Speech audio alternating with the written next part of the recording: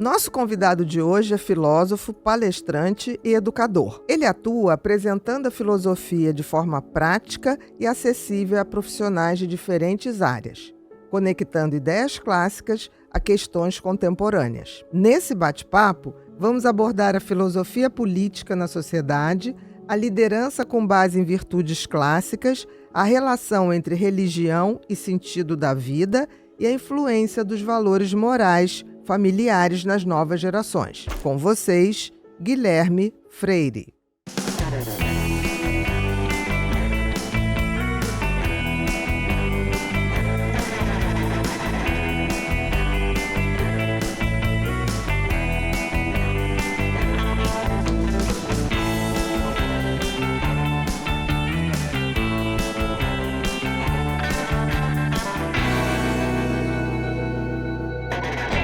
Olá, sejam todos muito bem-vindos a mais um episódio do Pod People, um lugar onde a gente se encontra para ver e ouvir gente. Gente que faz, gente que acontece, gente que inspira. Nosso convidado de hoje é educador e filósofo. O nome dele, Guilherme Freire. Tudo bom? Tudo bom, meu querido? Muito feliz de estar aqui, uma alegria estar na cidade maravilhosa aqui para gravar esse podcast. Coisa boa, muito obrigada por ter atendido o nosso convite. Não, eu falei lá no escritório, vou gravar com a doutora Ana Beatriz, o pessoal falou assim, poxa, adoro ela e tal, então foi uma alegria. É que eu sou velha de guerra, entendeu, Guilherme?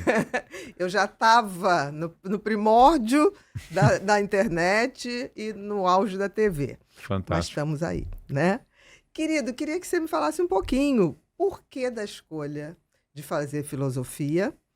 E Sim. dentro da filosofia, o que te fascinou? Então vamos começar. O que te levou a pensar na filosofia como uma possibilidade profissional e de estilo de vida? Sim, perfeito. Então, eu entrei na faculdade de Direito na época. Era meu você primeiro começou ano. com Direito? Eu comecei com Direito. E aí era o meu primeiro ano.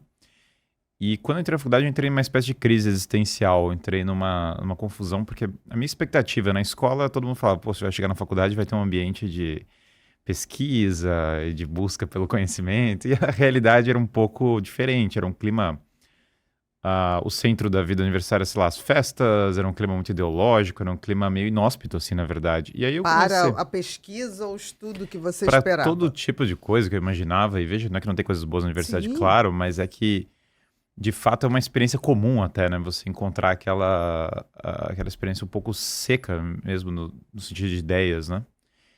E aí eu comecei a me refugiar na biblioteca para estudar, para tentar achar alguma resposta, né? Você fez que faculdade? Era PUC de São Paulo, PUC de Direito. São Paulo. Uhum. Comecei a fugir para a biblioteca e aí depois eu abri esse livro do Platão, que era o Mênon, no caso, o diálogo Mênon. E aí falava sobre imortalidade. Não é o tema principal do diálogo, mas tinha um trecho que falava sobre a imortalidade da alma.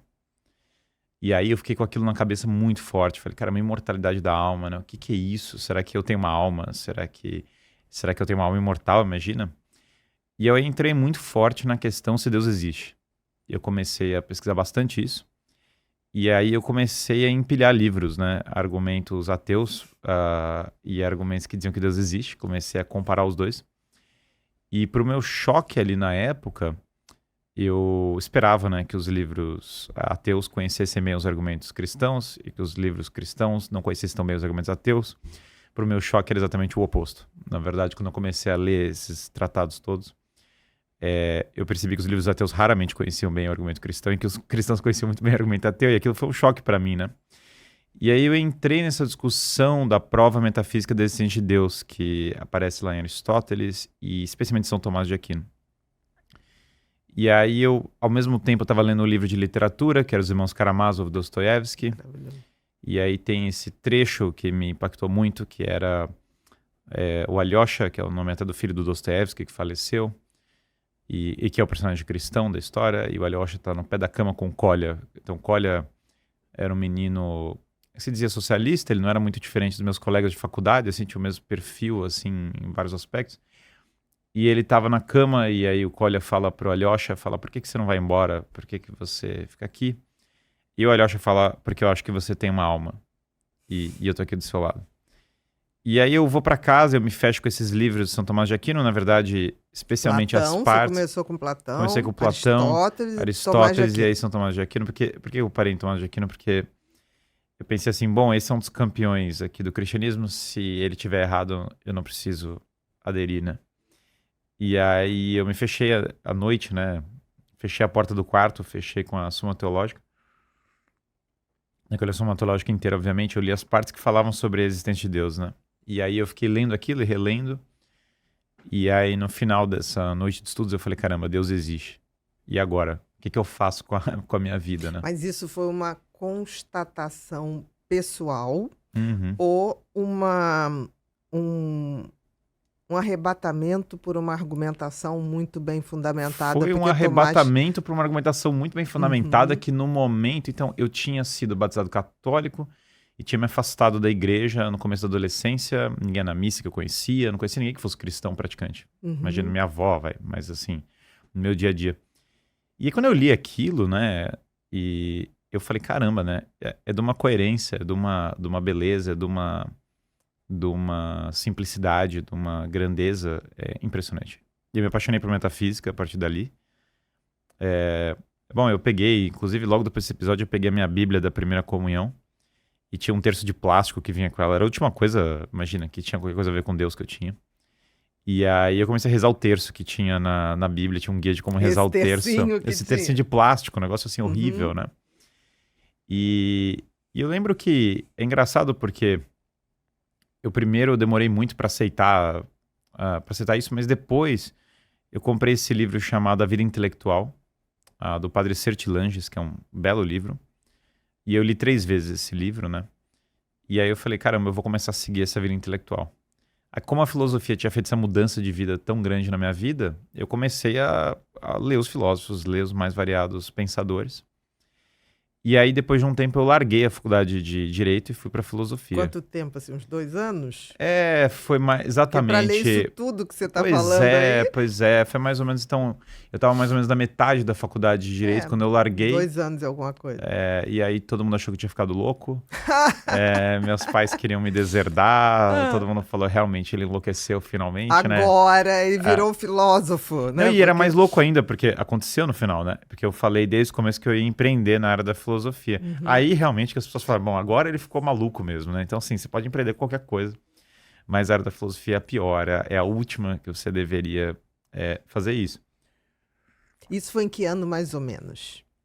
2014, 15. Tá. A minha mudança foi entre... Minha mudança pessoal do tipo, Deus existe, vou começar a me dedicar a uma vida intelectual, vou ler todo dia, ter uma rotina de leitura diária, vou ler os maiores filósofos. Isso começa entre 2011 e 2012, especialmente 2012. E o momento que eu mudo de faculdade é ali entre 2014 e 2015. Então, na realidade, o grande achado da faculdade de Direito foi a biblioteca. Foi a biblioteca, com certeza. E na biblioteca tinha... Nossa, tinha muitas obras incríveis, né? Eu descobri tantos autores. José Pedro Galvão de Souza, para mim, até hoje, o melhor jurista que eu já li. Eu achei... Ele foi um dos fundadores da PUC de São Paulo, quase ninguém sabe.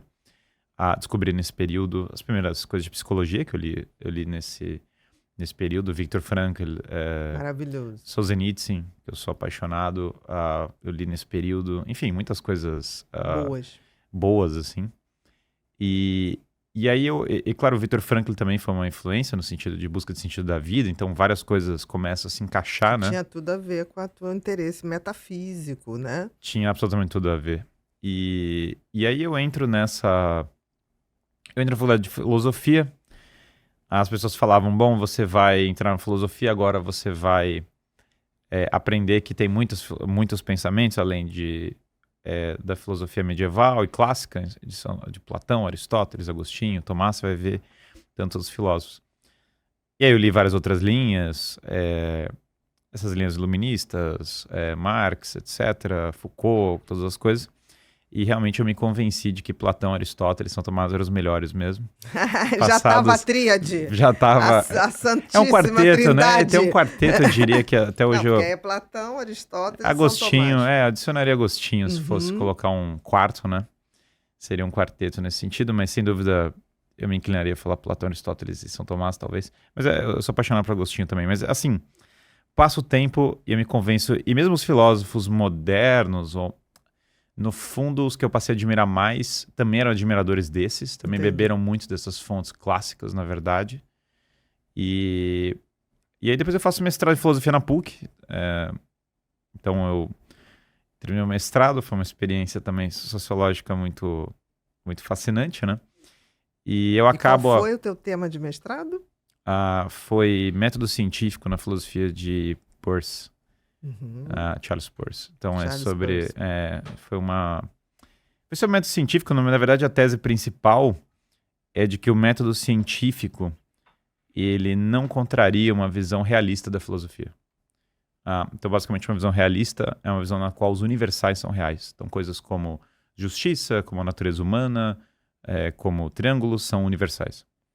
E existe uma divisão muito grande na filosofia entre os nominalistas, que dizem que isso são apenas nomes, são coisas que não têm uma realidade objetiva por trás, são atribuições de nomes de coisas individuais, né? Então, tem características comuns a coisas individuais.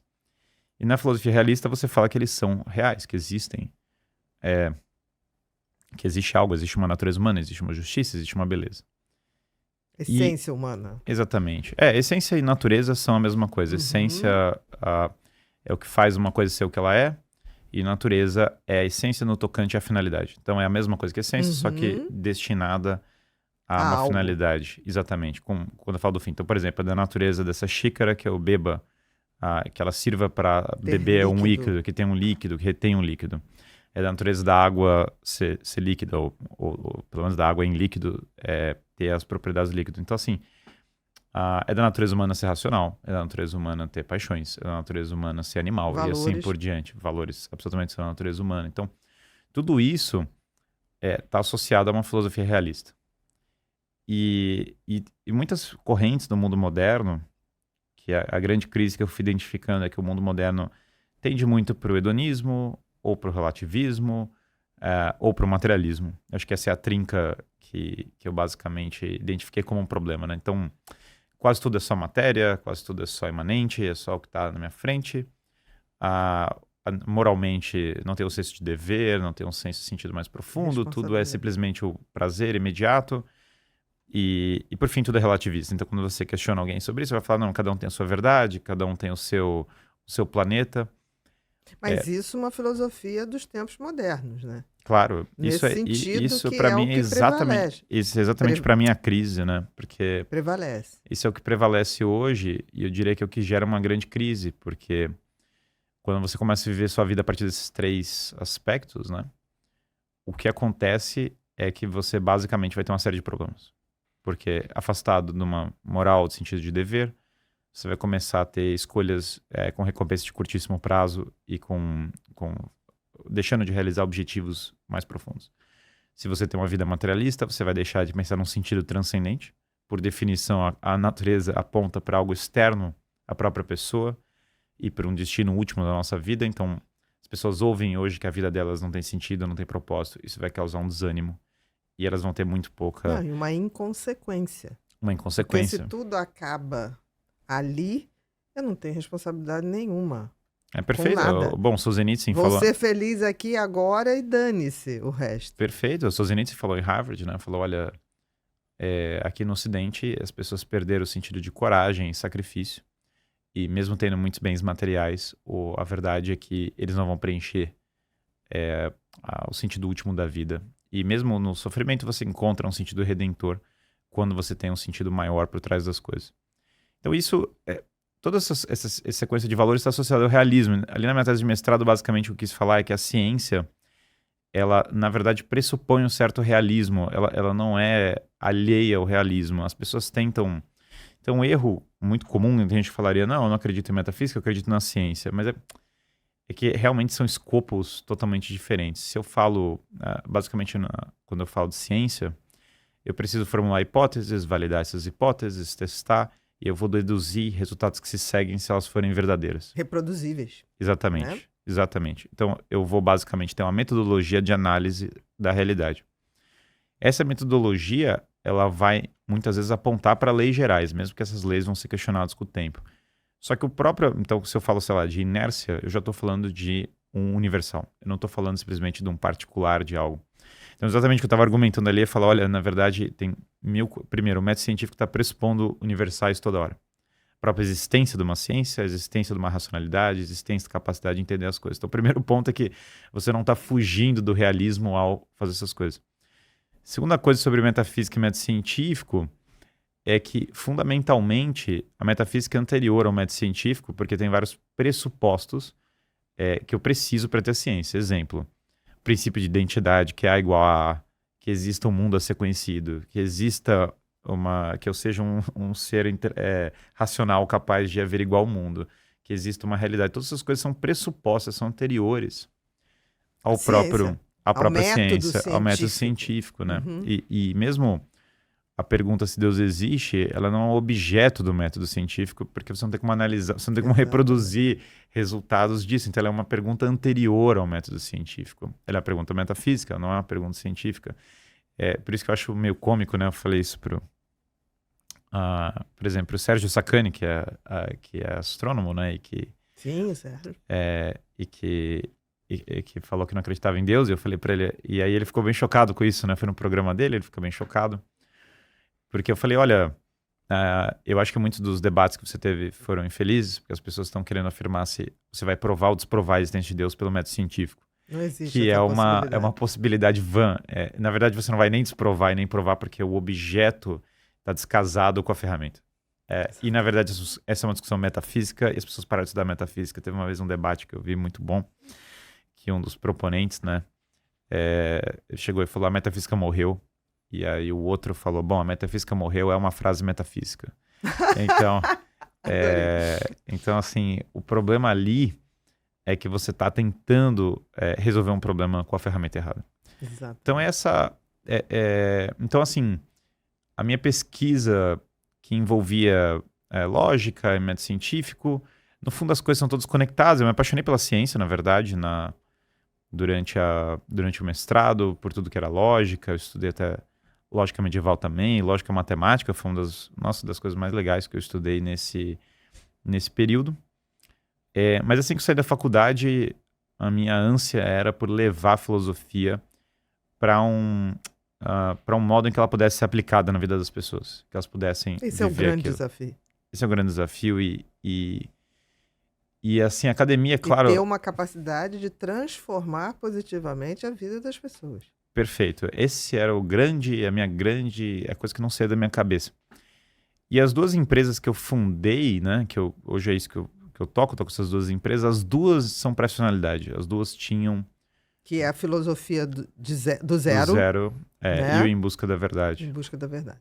Então, os dois endereçavam, inclusive, problemas diferentes, né? Então, no caso da filosofia do zero, do canal do YouTube, né? Então, começou a pandemia, e aí a minha esposa falou, você tem que começar a falar na internet. Eu falei, vou falar na internet, eu tenho tanta coisa para fazer e tal, vou começar a fazer isso.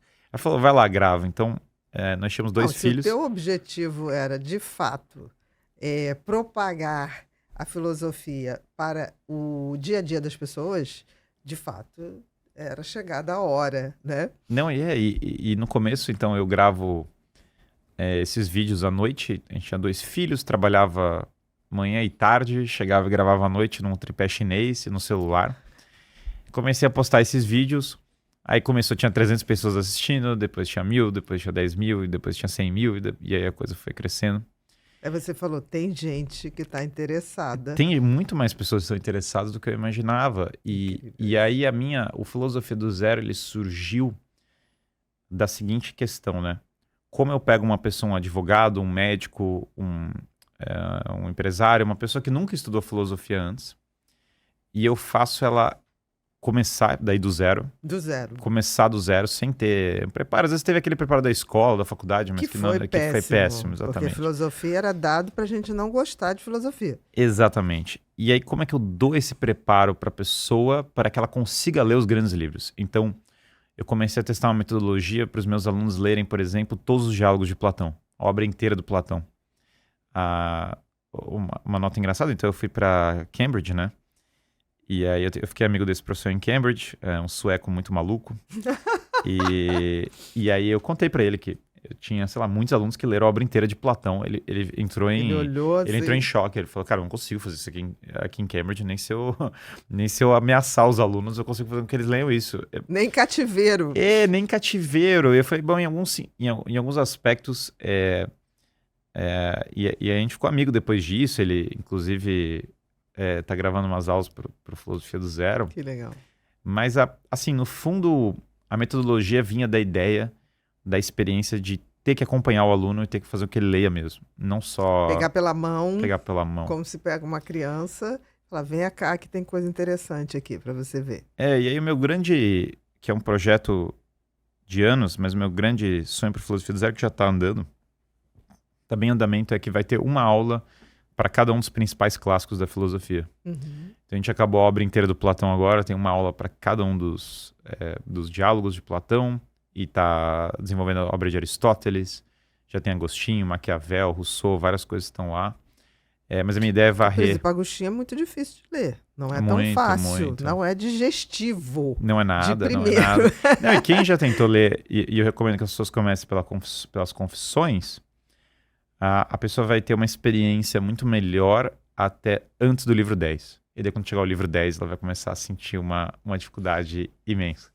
Então essas coisas que a gente vai mapeando, né? Com o tempo a gente começa a entender onde que as pessoas travam, qual que é a... Para não deixar ela desistir ali. Exatamente, para não deixar ela desistir. Aí daí que entra o guia de leitura, por exemplo, uma coisa que eu coloquei lá é um dicionário, porque muito do que faz as pessoas travarem são os termos. Sim. Então aparece ali, que nem a gente falou aqui, essência, natureza...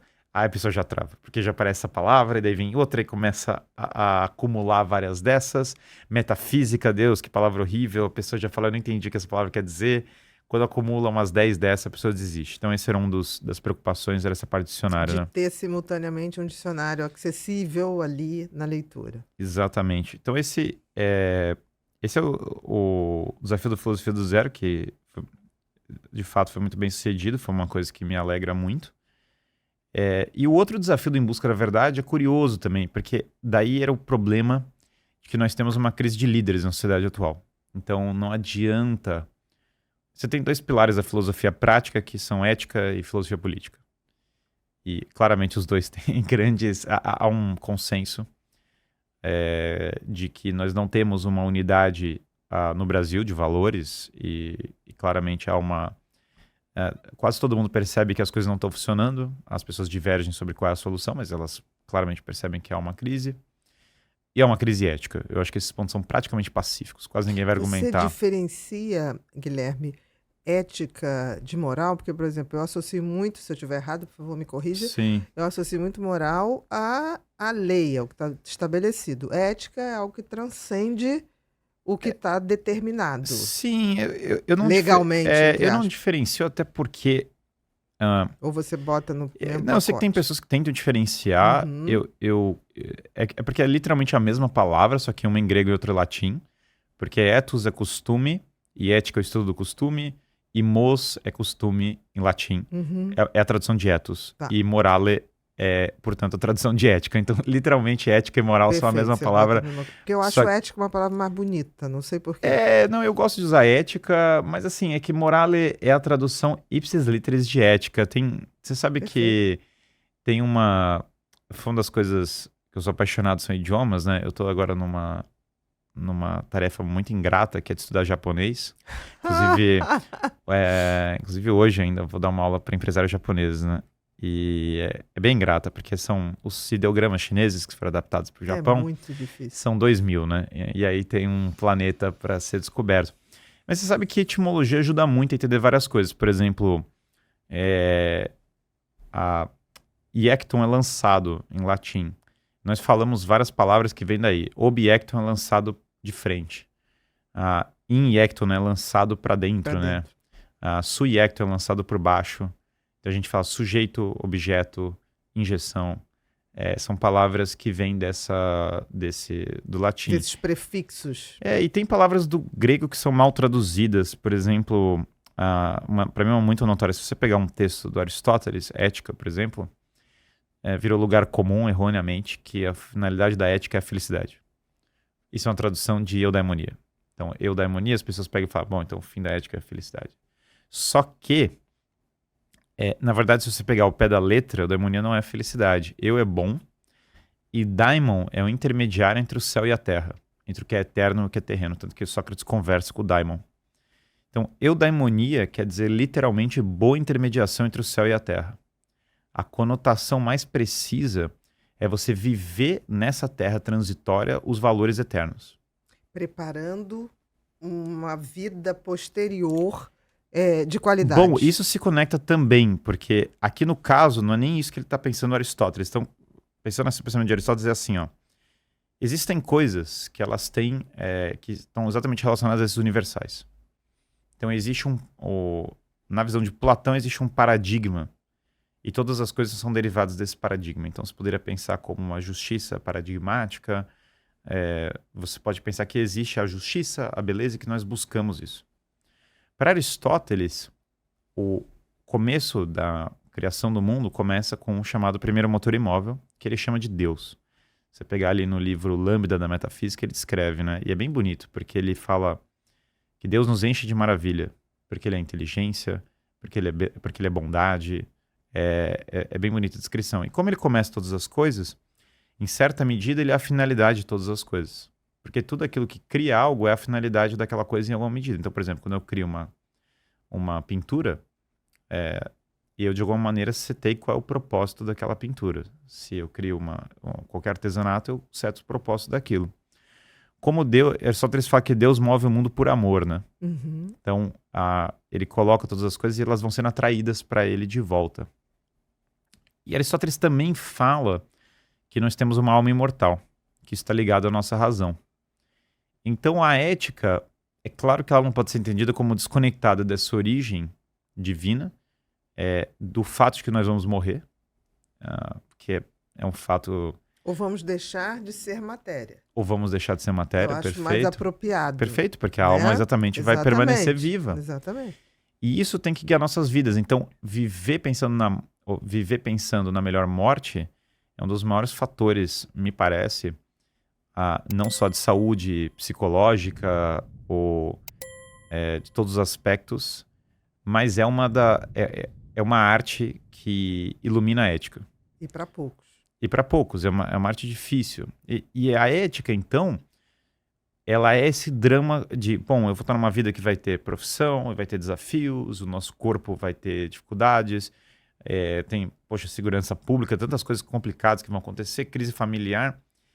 Como que eu vivo essa justiça, essa beleza, essa busca pela bondade, por essa plenitude da alma? Plenitude da alma eu acho uma tradução melhor que felicidade, inclusive, para eudaimonia, é mais correto. Os latinos usavam o termo, a gente não seguiu eles nisso, eles usavam o termo bem-aventurança para traduzir eudaimonia. Então, como que eu obtenho essa plenitude? Como que eu chego lá? Então, eu vou ter que isso é muito Aristóteles, nessa vida cheia de problemas e dificuldades, como eu faço para ser o homem maduro, para ser a pessoa que vai ter uma alma realizada, que vai chegar no máximo potencial, que vai não ser escravo das suas paixões, mas vai ser senhor das suas paixões e que vai conseguir impactar as pessoas. E o líder, fala Aristóteles, tem que ser o homem maduro. Com certeza. Então, se não tiver a formação de ética e uma formação boa em filosofia política, você não vai ter bons líderes. Então, o Em Busca da Verdade surgiu dessa visão. Eu falei, olha, o Brasil, ele padece de uma crise de líderes gigantesca. As pessoas não estudam ética, não estudam filosofia clássica. Como é que eu faço... como é que eu bridge the gap, né? Como é que eu conecto esse conhecimento clássico... Como é que você desperta isso? Com o dia a dia do empresário, da pessoa que lidera times, que faz outras coisas. E então eu tenho esse sócio, Gabriel... Líderes em geral. Líderes em geral, Na política mais ainda. Agora, é uma crise mundial. É uma crise mundial. Talvez na América Latina, na América do Sul e especificamente no Brasil, isso seja mais gritante do que em outros. Mas a gente olha, a sensação que eu tenho hoje, Guilherme, é que há uma crise, eu falo isso desde 2009, Sim. que eu falo assim, a crise nunca foi econômica. A crise, claro que o capitalismo conseguiu, num determinado momento de prosperidade global, é, dá para gente a certeza de que a crise nunca foi de dinheiro, porque existiu Claro, excesso de dinheiro, mas existiu uma crise ética. claro, não, assim, essa questão, isso é muito curiosa, porque a ideia de que a matéria vai resolver os problemas é uma matéria vã, é uma ideia vã. Então, ó, não, o capitalismo vai melhorar a qualidade de vida, vai resolver os problemas, você vai para São Francisco, a Vale do Silício tem dinheiro infinito, as pessoas estão usando crack, estão nas ruas e são infelizes. E tem mais dinheiro do que pessoas. Simplesmente tem dinheiro para todo mundo. E Não, tem é o que eu benefícios do falei, governo e todas as coisas. isso está provado pela neurociência. Quanto mais você tem, chega uma hora que esse ter abre um abismo. Você tem mais depressão, mais drogadição, mais ansiedade. Então, assim, harmonia, como é que se diz o termo que a gente fala muito? Ponderação. Não é nem ponderação, é quando você tem. Ai, meu Deus. Você fala. Bom senso. O É, bom senso vale para tudo. Solzhenitsyn comentando Dostoiévski fala, olha, se você tiver um homem que tem todos os prazeres, todos os confortos, a vida dele é infeliz, na verdade. Então ele seria ficar desesperado para sair do tédio existencial completo no qual ele entraria Exatamente. na medida que você desse tudo. E é uma crise do Ocidente, sem dúvida, e eu atribuo ela a basicamente um erro, né? Então, isso me ocorreu lendo, no dia que fui dar numa faculdade uma matéria sobre Depois da Virtude, do Aaron McIntyre. É um belo livro. Depois da virtude. Do Alasdair McIntyre. Livro chamado Depois da Virtude. E esse livro falava da impossibilidade do iluminismo de justificar a moral. E aí aquilo ficou na minha cabeça. Eu falei, poxa, claro que é uma crise do Ocidente, porque todos nós aderimos a esse paradigma iluminista. Então todo mundo comprou isso há 200 anos. E nós falamos, bom, nós vamos ser todos iguais, e nós vamos ser todos livres, e nós vamos ser todos fraternos, e tudo isso vai vir desse princípio hedônico, estatal, moderno, de indivíduos que fazem um contrato social e que se unem para resolver todos os problemas na Terra e tem essa esperança latente e subjacente de que vai ter uma espécie de paraíso terreno. Isso é global, isso está dentro do liberalismo, do socialismo, do progressismo, de qualquer outra Exatamente. vertente ideológica. E mesmo que a crítica que eu faço, mas para muitos dos conservadores modernos, eles têm esse mesmo paradigma iluminista, eles estão vindo da mesma fonte. Eles não sabem nem como pensar fora. Então, porque está todo mundo bebendo dessa fonte depois Depois da da virtude, virtude. Um do Alasdair estudo McIntyre. sobre teoria moral. Uhum. E aí ele fala, ele basicamente fala que o problema aqui, para os antigos, você tem alguns fatores faltando aqui. Tem um senso de comunidade, a ideia de que para viver a virtude você vive isso. Nós somos animais racionais dependentes, nós temos pessoas ao nosso redor, então família. Hoje metade das crianças no Brasil cresce sem o pai. Os países do Ocidente não têm fertilidade para repor a população. Então a família é uma das maiores coisas que estão faltando. O sentido de que eu pertenço a uma comunidade, que nós temos valores comuns. O sentido profundo de lei natural, de que no final das contas existem hábitos e coisas que nos direcionam para o bem. E existem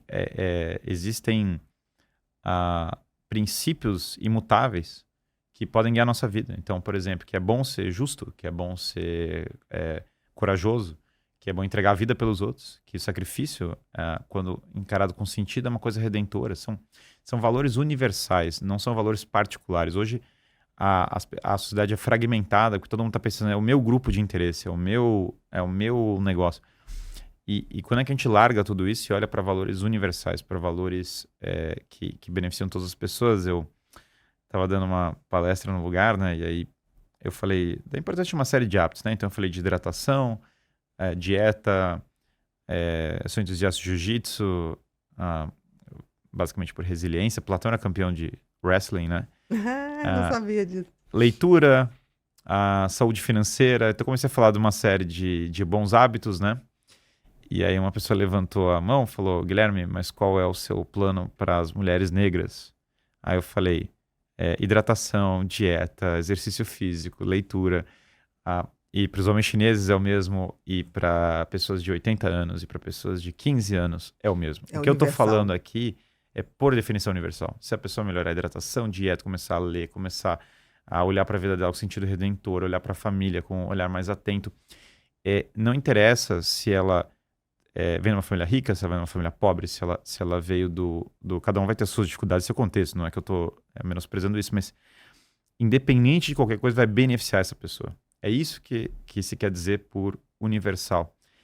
E a perda desse sentido de valores universais e a ênfase tremenda em indivíduos ou grupos de interesse, ou valores particulares, ou mesmo no próprio Estado, que no fundo é um princípio hedônico. Você está falando de como eu vou maximizar o prazer das pessoas, é um utilitarismo implícito. Todo mundo é utilitarista no mundo moderno em algum nível, né? E isso teria que ser quebrado, com certeza. Quem não era utilitarista era a nossa avó do interior, com filtro de barro e a prato transparente marrom, que rezava o terço todo dia e jogava o chinelo nas crianças. Ela era, sem dúvida... E não acertava. Ela não acertava nunca, nunca, nunca. Tudo era feito para não acertar. Exatamente. E ela, sem dúvida, era a última reserva moral que a gente teve. Curiosamente, ela sempre estava sã, entendeu? Curiosamente, sempre estava sã. E nós não temos a mesma experiência. Isso eu brinco, essa sabedoria do homem comum que eu acabei de citar, porque no fundo, nessa ânsia iluminista que tem quase algo meio alquímico, algo meio de eu preciso transformar o mundo à minha imagem e semelhança, nós nos afastamos desses valores perenes e universais e isso gera uma fragmentação.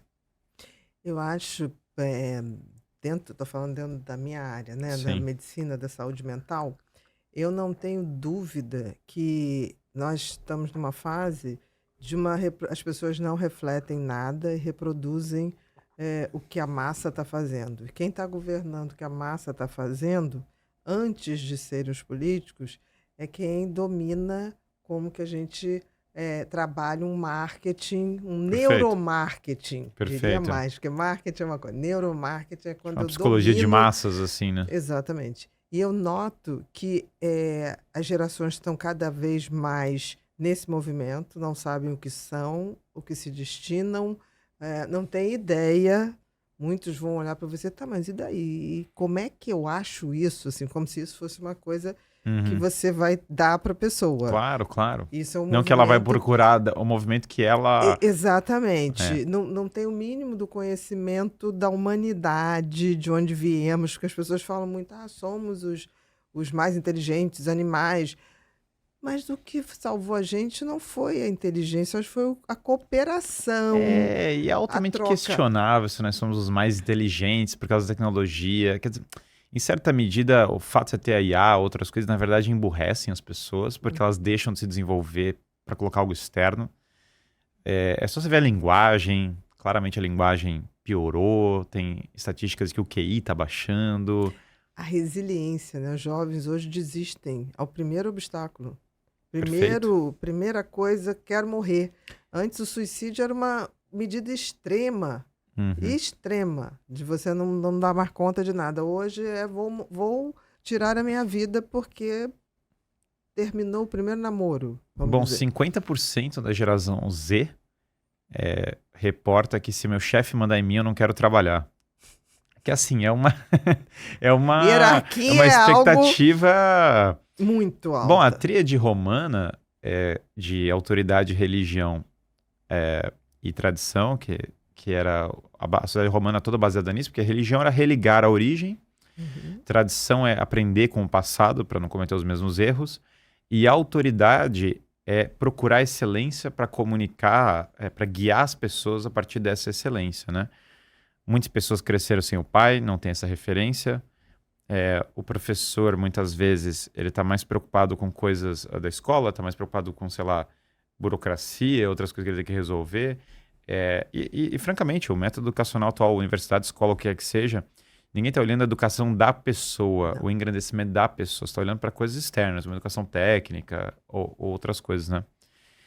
E como ninguém olha para a pessoa, você nunca forma o indivíduo. Você nunca forma a excelência da pessoa. Cidadão, né? É mais até do que... E aí você vai criando uma série de neuroses. Você com certeza pode discorrer bem sobre isso, porque a autoestima da pessoa vai baixar, porque ela fundamentalmente não realiza as coisas por conta própria, porque aqueles hábitos... Então ela tá lá, sei lá, viciada na pornografia, viciada em algum estímulo rápido, ou comida. dieta Ou comida não, ruim. né? Porque não é comida. Perfeito, é É pseudo-comida, pseudo-comida, é tudo fake. pseudo-comida, é tudo falso. Obrigada, querida. E aí ela, na medida em que ela tá perdida, né, em hábitos ruins, ela não realiza nada. Então a autoestima dela vai baixar naturalmente, porque ela não tem aquele senso, aquela serotonina natural de ter conquistado algo.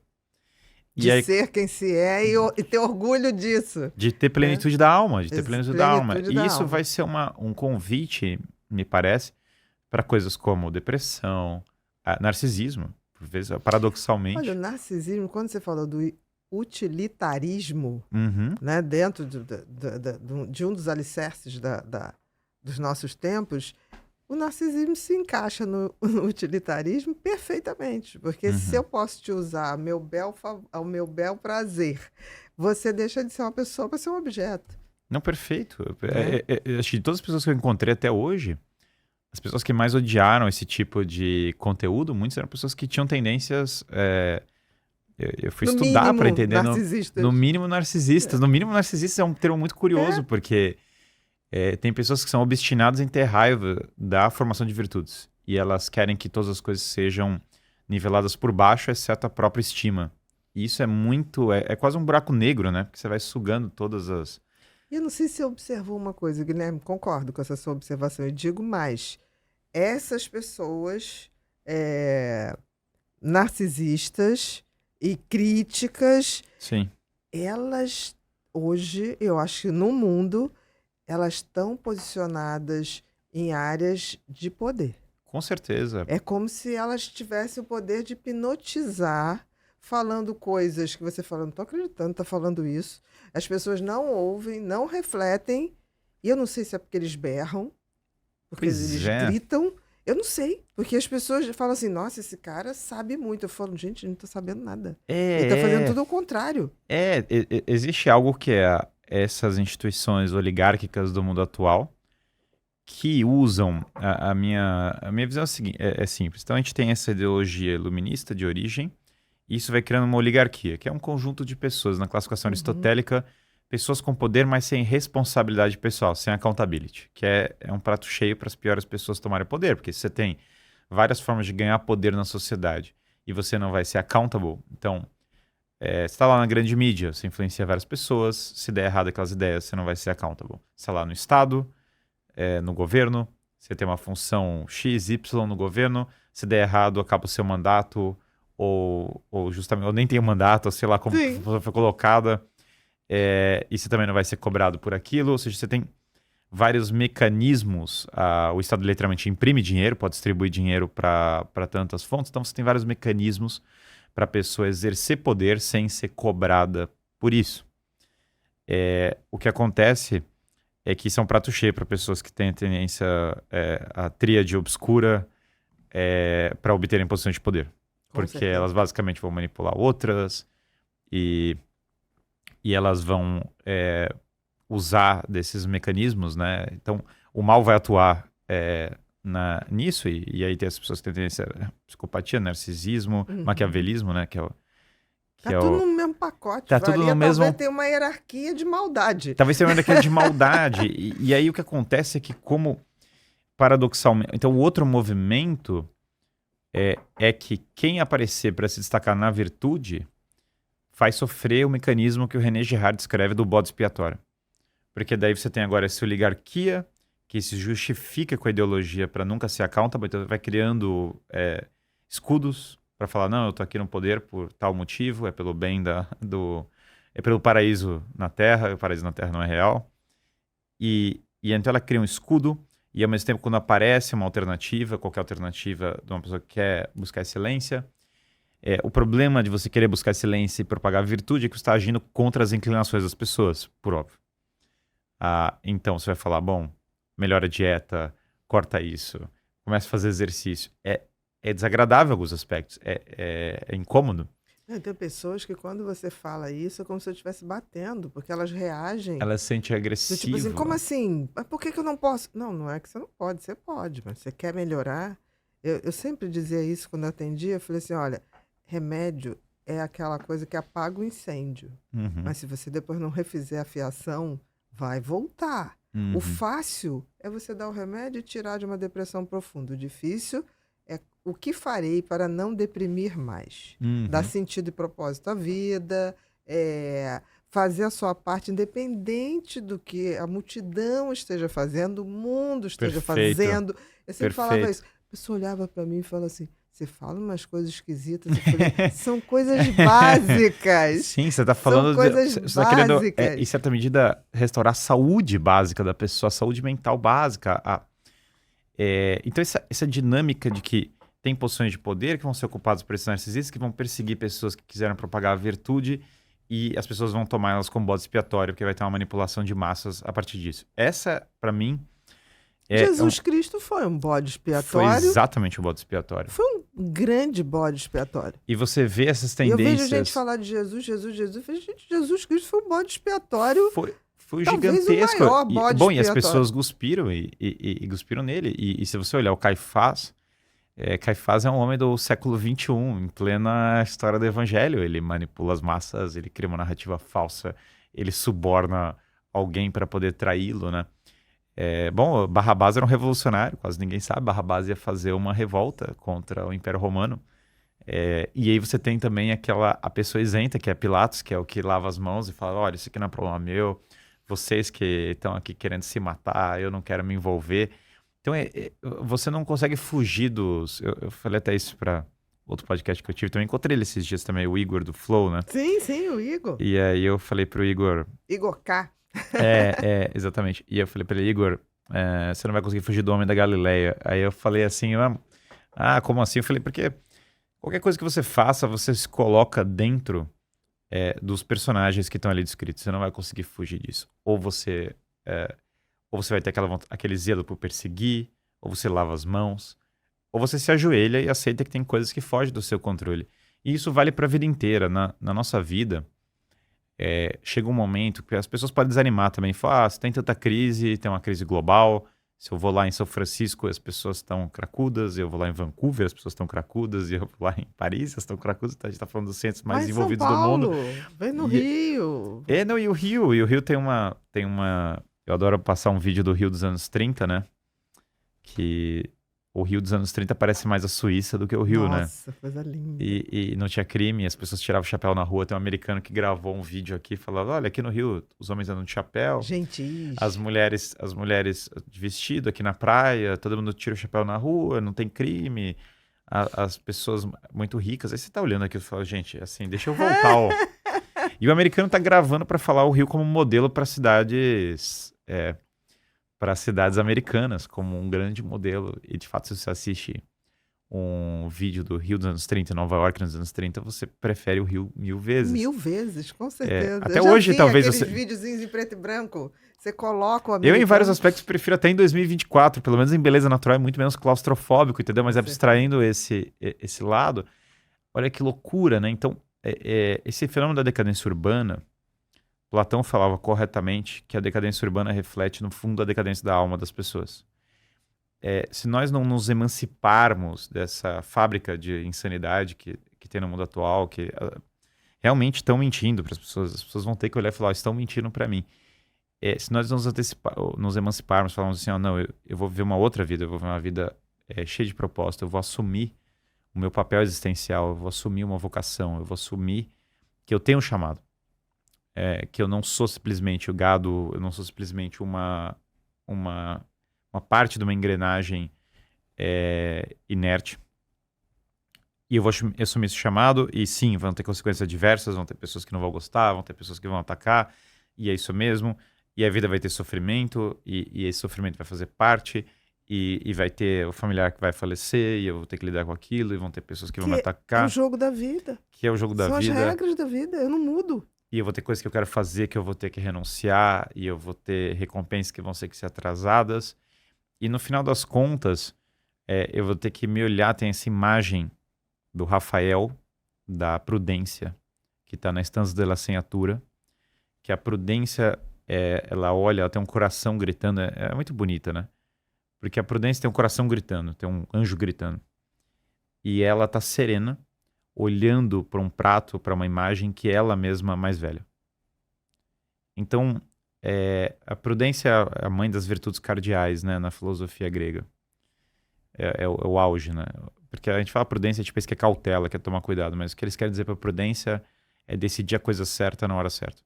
E aceitar as regras do jogo. Aceitar as regras do jogo. Então, mesmo com o seu coração gritando, você mantém a serenidade, você mantém a paz e a calma. E aí você olha para você mesmo na velhice. Então, o mundo moderno tem essa obsessão que eu quero ser jovem para sempre, eu quero ser... porque você pensa, bom, juventude é festa, e aí diversão, é a geração Friends, nós todos vamos ficar se divertindo dos 20 aos 30 anos, dos 30 aos 40. E aí, bom, essas são exatamente as fases da vida que vão definir praticamente toda a sua carreira e todas as coisas que você vai fazer. Então, depois você vai descobrir que não era uma boa ideia ter passado 10 anos só se divertindo, não era uma boa ideia. Na verdade, você deveria se divertir precisamente ao mesmo tempo que fazia coisas produtivas. Quando a pessoa, então, abraça esse sentido vocacional e esquece esse lado, a vida começa a entregar muito mais. E sim, eu acho que vão ter narcisistas e psicopatas que vão contra, eu acho que vão ter pessoas que vão entrar em depressão, só que aquela pessoa, ela vai ser um princípio de ordem naquele meio. Então não é porque o caos está do seu redor que você tem que ser parte do caos. Você pode perfeitamente ser parte da ordem. Você pode, inclusive, levar a ordem para o seu meio, dentro da sua... A ideia de liderança minha é muito de subsidiariedade, que é a esfera local. Então, o que eu falo para as pessoas é assim, olha, não tem como mudar o Brasil. Bom, tem várias coisas que poderiam ser feitas para mudar o país, sim, mas muitas vezes não está no seu alcance ou não está no alcance imediato, perfeito. Mas você é um médico. Você pode perfeitamente se juntar com outros médicos e melhorar aquela associação de medicina específica. Você pode melhorar o seu hospital. Você pode mudar o seu hospital. Você pode mudar a sua escola. Você pode montar uma escola. Você pode mudar a associação de advogados. Ou alguém podia eleger alguém na OAB, entendeu? Para reformar a OAB, sei lá, melhorar as coisas. Você poderia mudar tantas coisas só seguindo o seu próprio papel dentro daquilo que te compete. Colocando em ordem primeiro a sua vida, depois a sua família e depois a sua empresa e depois se juntando com outras pessoas do mesmo meio para promover melhores valores. Só isso já seria uma mudança muito grande. Então, mesmo que o país tenha esse caos, começa a ter esses bolsões de ordem.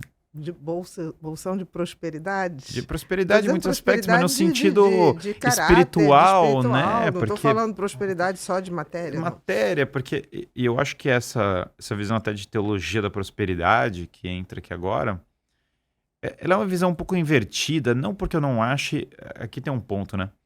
Eu realmente acho que empreendedorismo e que a ideia de você prosperar financeiramente são importantes. Eu acho que são coisas fundamentais. Eu não acho que é ruim para a pessoa que ela queira melhorar a condição financeira dela. Eu acho que é bem natural, na verdade. Mas tem que saber com que propósito. Tem que saber com que propósito. E se você subordina as realidades espirituais a uma realidade de prosperidade material, o que vai acontecer é que você está deformando todo o sentido da vida. Porque tem bens e tem coisas que, conforme a alma vai se aprofundando, eles perdem a importância relativa. Se você chegar para, sei lá, Carlos Magno e falasse para ele, olha, o dinheiro, ele vai olhar para você, ele não sabe nem o que fazer. O São Tomás de Aquino, eles vão olhar para você e falar, cara, não sei nem o que fazer com isso. Assim, eu vou fazer o quê? No caso do Carlos Magno, ele fala, não vai me conquistar nenhum território novo. No caso do São Tomás, ele fala, não vai ter nenhuma página de Aristóteles a mais que eu vou entender com isso. Não... Chega um ponto que perde importância relativa. É engraçado o quanto, quando você olha para esses... Até porque não é um valor absoluto. É um valor sempre para algo. Exatamente. O dinheiro é um meio para algo. Exatamente. Aristóteles fala, né, que o princípio último da economia é a oikofilia, é o amor ao lar. Aliás, economia é isso, né? É o estudo do lar. Se o dinheiro ele vai ser sempre bom quando ele estiver subordinado a um lar e a uma comunidade. Quando o dinheiro deixar de estar subordinado a um lar, quando ele for pura crematística, que é a palavra do Aristóteles, para querer ganhar dinheiro. Dinheiro pelo dinheiro. Dinheiro pelo dinheiro. E especialmente ele fala também da ideia de você querer transformar dinheiro em mais dinheiro pelo dinheiro, sem nunca produzir, criar algo com aquilo. Quando essa ânsia simplesmente do material, ela afasta a pessoa desse amor ao lar, então há uma inversão das coisas. Agora, por outro lado também, a pessoa que fala assim, realmente, então o dinheiro é uma coisa má, me afasto dela, não vou trabalhar, não vou juntar dinheiro, isso também é um problema, é um outro problema.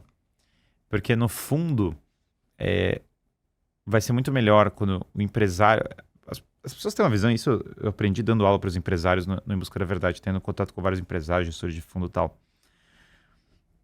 As pessoas têm uma visão bem errada do que é a vida empresarial, assim, porque quando fala assim, você vai ter o carro tal, a primeira coisa é que isso não tem nada a ver com o que o que seria o empreendedor real. Exatamente. Não tem nada a ver com isso. Não, porque é o status, também não é. Para gerir uma organização de qualquer natureza, assim como para você tocar uma família, você tem que sacrificar o tempo todo. Você tem que toda hora ir lá, dar a cara a tapa. É bem engraçado esse fenômeno. E eles têm suas dificuldades. Mas quando você olha um Elon Musk, um Steve Jobs, uma figura dessa da vida, o Steve Jobs passou meses na casa dele sem móveis. E ele não tinha conseguido parar para pensar nos móveis que tinha na casa. O Elon Musk tá morando num trailer até outro dia. Não sei como ele tá. Ele não conseguiu parar para pensar em comprar uma casa. Para você criar algo, gerir pessoas, botar as coisas adiante, você basicamente está tirando um pouco de você todo dia. E você está sempre tentando almejar algo fora. O empresário, empresário, na minha cabeça, ele é aquele cara que ele começa o mês devendo a lista de... a folha salarial. Bom, ele começa e ele tem que pagar devendo. E ele tem que, na verdade, pagar. E talvez sobre, talvez não sobre. Talvez não sobre nada, talvez ele se mate de trabalhar. Exatamente. Talvez ele se mate de trabalhar e talvez o que fique no final do dia é alguma coisa que ele produziu e que vai ser entregue para as pessoas. Então, na verdade, a vida profissional aqui tem um livro incrível de um santo espanhol chamado São José Maria Escrivá, que chama Caminho. Então esse livro é bem interessante, porque Caminho é um livro de pontos de meditação. E, inclusive, ele começa, o primeiro ponto é ser útil, deixa rastro. Maravilhoso. É muito bom. E são só pancadas, né? Se você ler o livro, Caminho são só frases e é só pancadaria. Ele viveu a Guerra Civil Espanhola, imagina. Pessoal, os padres eram todos mortos, tal, e aí ele fugiu, tal, uma coisa bem interessante. E nesse livro Caminho tem essa ideia muito forte de que o trabalho é um serviço. O trabalho é uma entrega. É algo que tem que ser feito com amor. O trabalho não é privilégio, não é conforto, não é escravidão, não é nada disso. O trabalho é serviço, é sacrifício. É amar. No fundo, eu amo aquelas pessoas. Então, eu vou fazer as coisas do melhor que eu posso, porque eu estou procurando fazer com o espírito de serviço, com o espírito de amor. Então, tem um pouco de generosidade. Tem muito de generosidade. Tem aquela história famosa de o que você está fazendo? Estou colocando pedras empilhadas. O que você está fazendo? Estou construindo uma obra. O que você está fazendo? Estou construindo uma catedral. Uhum. É o mesmo ato. No entanto, esse ato ele tem um viés totalmente diferente. Dado valores totalmente diferentes. São dados valores diferentes. Então, essa generosidade está no Gênesis. Se você olhar, então, Adão e Eva são expulsos, né? E tem duas consequências da expulsão deles, que são as dores do parto e o suor do trabalho. E a forma como eu leio isso é o seguinte, é porque o parto e o trabalho são as duas coisas mais importantes que nós temos nessa vida. Porque nós criamos tudo e produzimos tudo a partir do trabalho e do parto. Porque basicamente é a criação da vida e tudo que nós fazemos é trabalho. Então, quando fala de dores do parto e trabalho, o que ele está falando não é que nós não vamos fazer coisas grandiosas, que o trabalho é ruim ou que o parto é ruim. Pelo contrário, ele está falando, olha, tudo de bom que vocês forem criar vai demandar sacrifício agora. Porque a grande diferença é que antes da queda, você faria essas coisas sem o sacrifício. Ou seja, você teria filhos sem as dores do parto e você trabalharia sem o suor do trabalho, sem a consequência do trabalho. Mas agora... você vai sacrificar para fazer essas coisas, porque é da natureza desse mundo caído, das nossas más inclinações. Mas quando você aceitar esse sacrifício, esse é o caminho para o retorno, esse é o caminho para a volta. O caminho da volta é esse mesmo. Então, maternidade e paternidade é puro sacrifício. A criança vai acordar de noite, ela vai gritar. Só que vai passar mal. Vai passar mal, ela vai dar gasto, vai dar não sei o quê. Só que agora tem alguém fora de você mesmo, que depende de você e que te ama e que você consegue depositar o seu amor E que você está criando uma vida. Você está basicamente criando uma vida. E o trabalho é a mesma coisa. O trabalho vai ser perrengue. A geração mais nova não está compreendendo ainda Não, esse fato. Eles estão criando não. trabalho sem Não, sofrimento. essa coisa de não quero ter chefia. A gente é subordinado, existe uma hierarquia no universo. No universo, No perfeito. universo, isso é uma lei universal, existe hierarquia. E você nunca vai Por criar exemplo, uma a gravidade. sociedade. A gravidade, por mais que você não queira, existe a gravidade. Eu não Perfeito. posso querer chegar no 20º andar de um prédio, me jogar, achar que eu vou voar. Eu não vou voar. Perfeito, Né? perfeito. Existem coisas, por exemplo, somos mortais. Isso é uma regra desta vida. Somos mortais, isso é uma regra dessa vida e a morte é uma realidade e o trabalho, ele envolve sofrimento, só que é um sofrimento que vai criar coisas, que vai produzir, assim como a maternidade, a paternidade, ele vai criar coisas. Também. E as pessoas falam tanto de homem e mulher, mas no fundo é tão simples, né? Muito do ideal masculino é simplesmente a paternidade e muito do ideal feminino é simplesmente a maternidade. No final das contas, o que os homens procuram uma mulher é uma mãe, não a mãe dele, mas a mãe dos seus filhos, e o que as mulheres procuram no homem é o pai de seus filhos. E quantas pessoas mais cavarem, elas vão enxergar essas características de novo e de novo, porque é natural, porque é biológico, porque basicamente é simples, é da natureza humana. Não deixa de ser um trabalho de construir. Não deixa de ser um trabalho. E é engraçado porque o trabalho, então, quando ele perde essa noção de sacrifício, ele vira soberbo, então é a Torre de Babel. A Torre de Babel é esse trabalho narcisista, é esse trabalho que no fundo é poder, ao invés de trabalho, que vai cair uma hora. Então, hoje nós temos uma grande Torre de Babel no Ocidente. Todo mundo está vendo que vai cair, todo mundo percebe, algumas pessoas percebem mais, outras percebem menos. O Solzhenitsyn percebeu lá atrás, o Richard Weaver, que escreveu um belo livro chamado Ideias e Consequências, percebeu em 47, falou, olha, beleza, acabou a Segunda Guerra Mundial, os problemas estão só começando, vocês acharam que está tudo resolvido, vocês estão no caminho errado. Admiravam do Novo, do Aldous Huxley, é um livro dos anos 30, ele vai fazer 100 anos, e está acontecendo agora. Ele está totalmente atualizado. Está totalmente atualizado, tudo que está lá está acontecendo. Uma nota de rodapé breve que o avô do Aldous Huxley, que foi o Thomas Huxley, foi inclusive a pessoa que cunhou o termo agnosticismo. Ele foi o criador do agnosticismo moderno e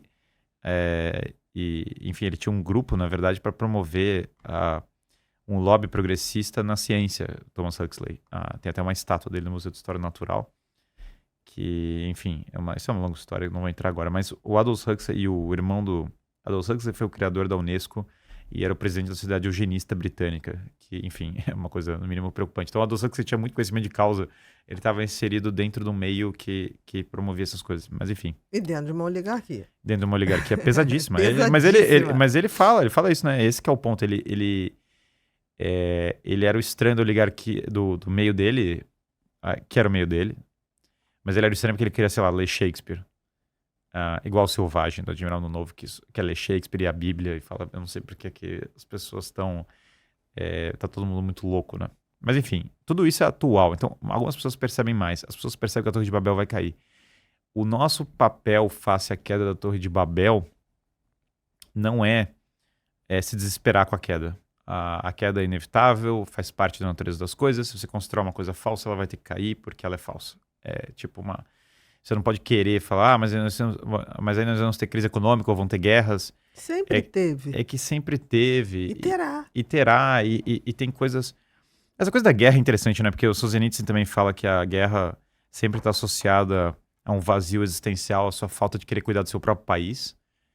Eu vejo muito disso. Verdade. Eu estava na Inglaterra e aí tinha uma reunião de líderes lá na Inglaterra, que é muito agradável sempre, mas... E aí tinha alguns ingleses, enfim, que eles estavam meio obcecados com essa ideia de guerra com a China e guerra com a China. E eu fiquei pensando, falei, que bárbaros, né? Porque assim, porque tem tanta coisa para resolver na Inglaterra. Internamente. Tem tanta coisa.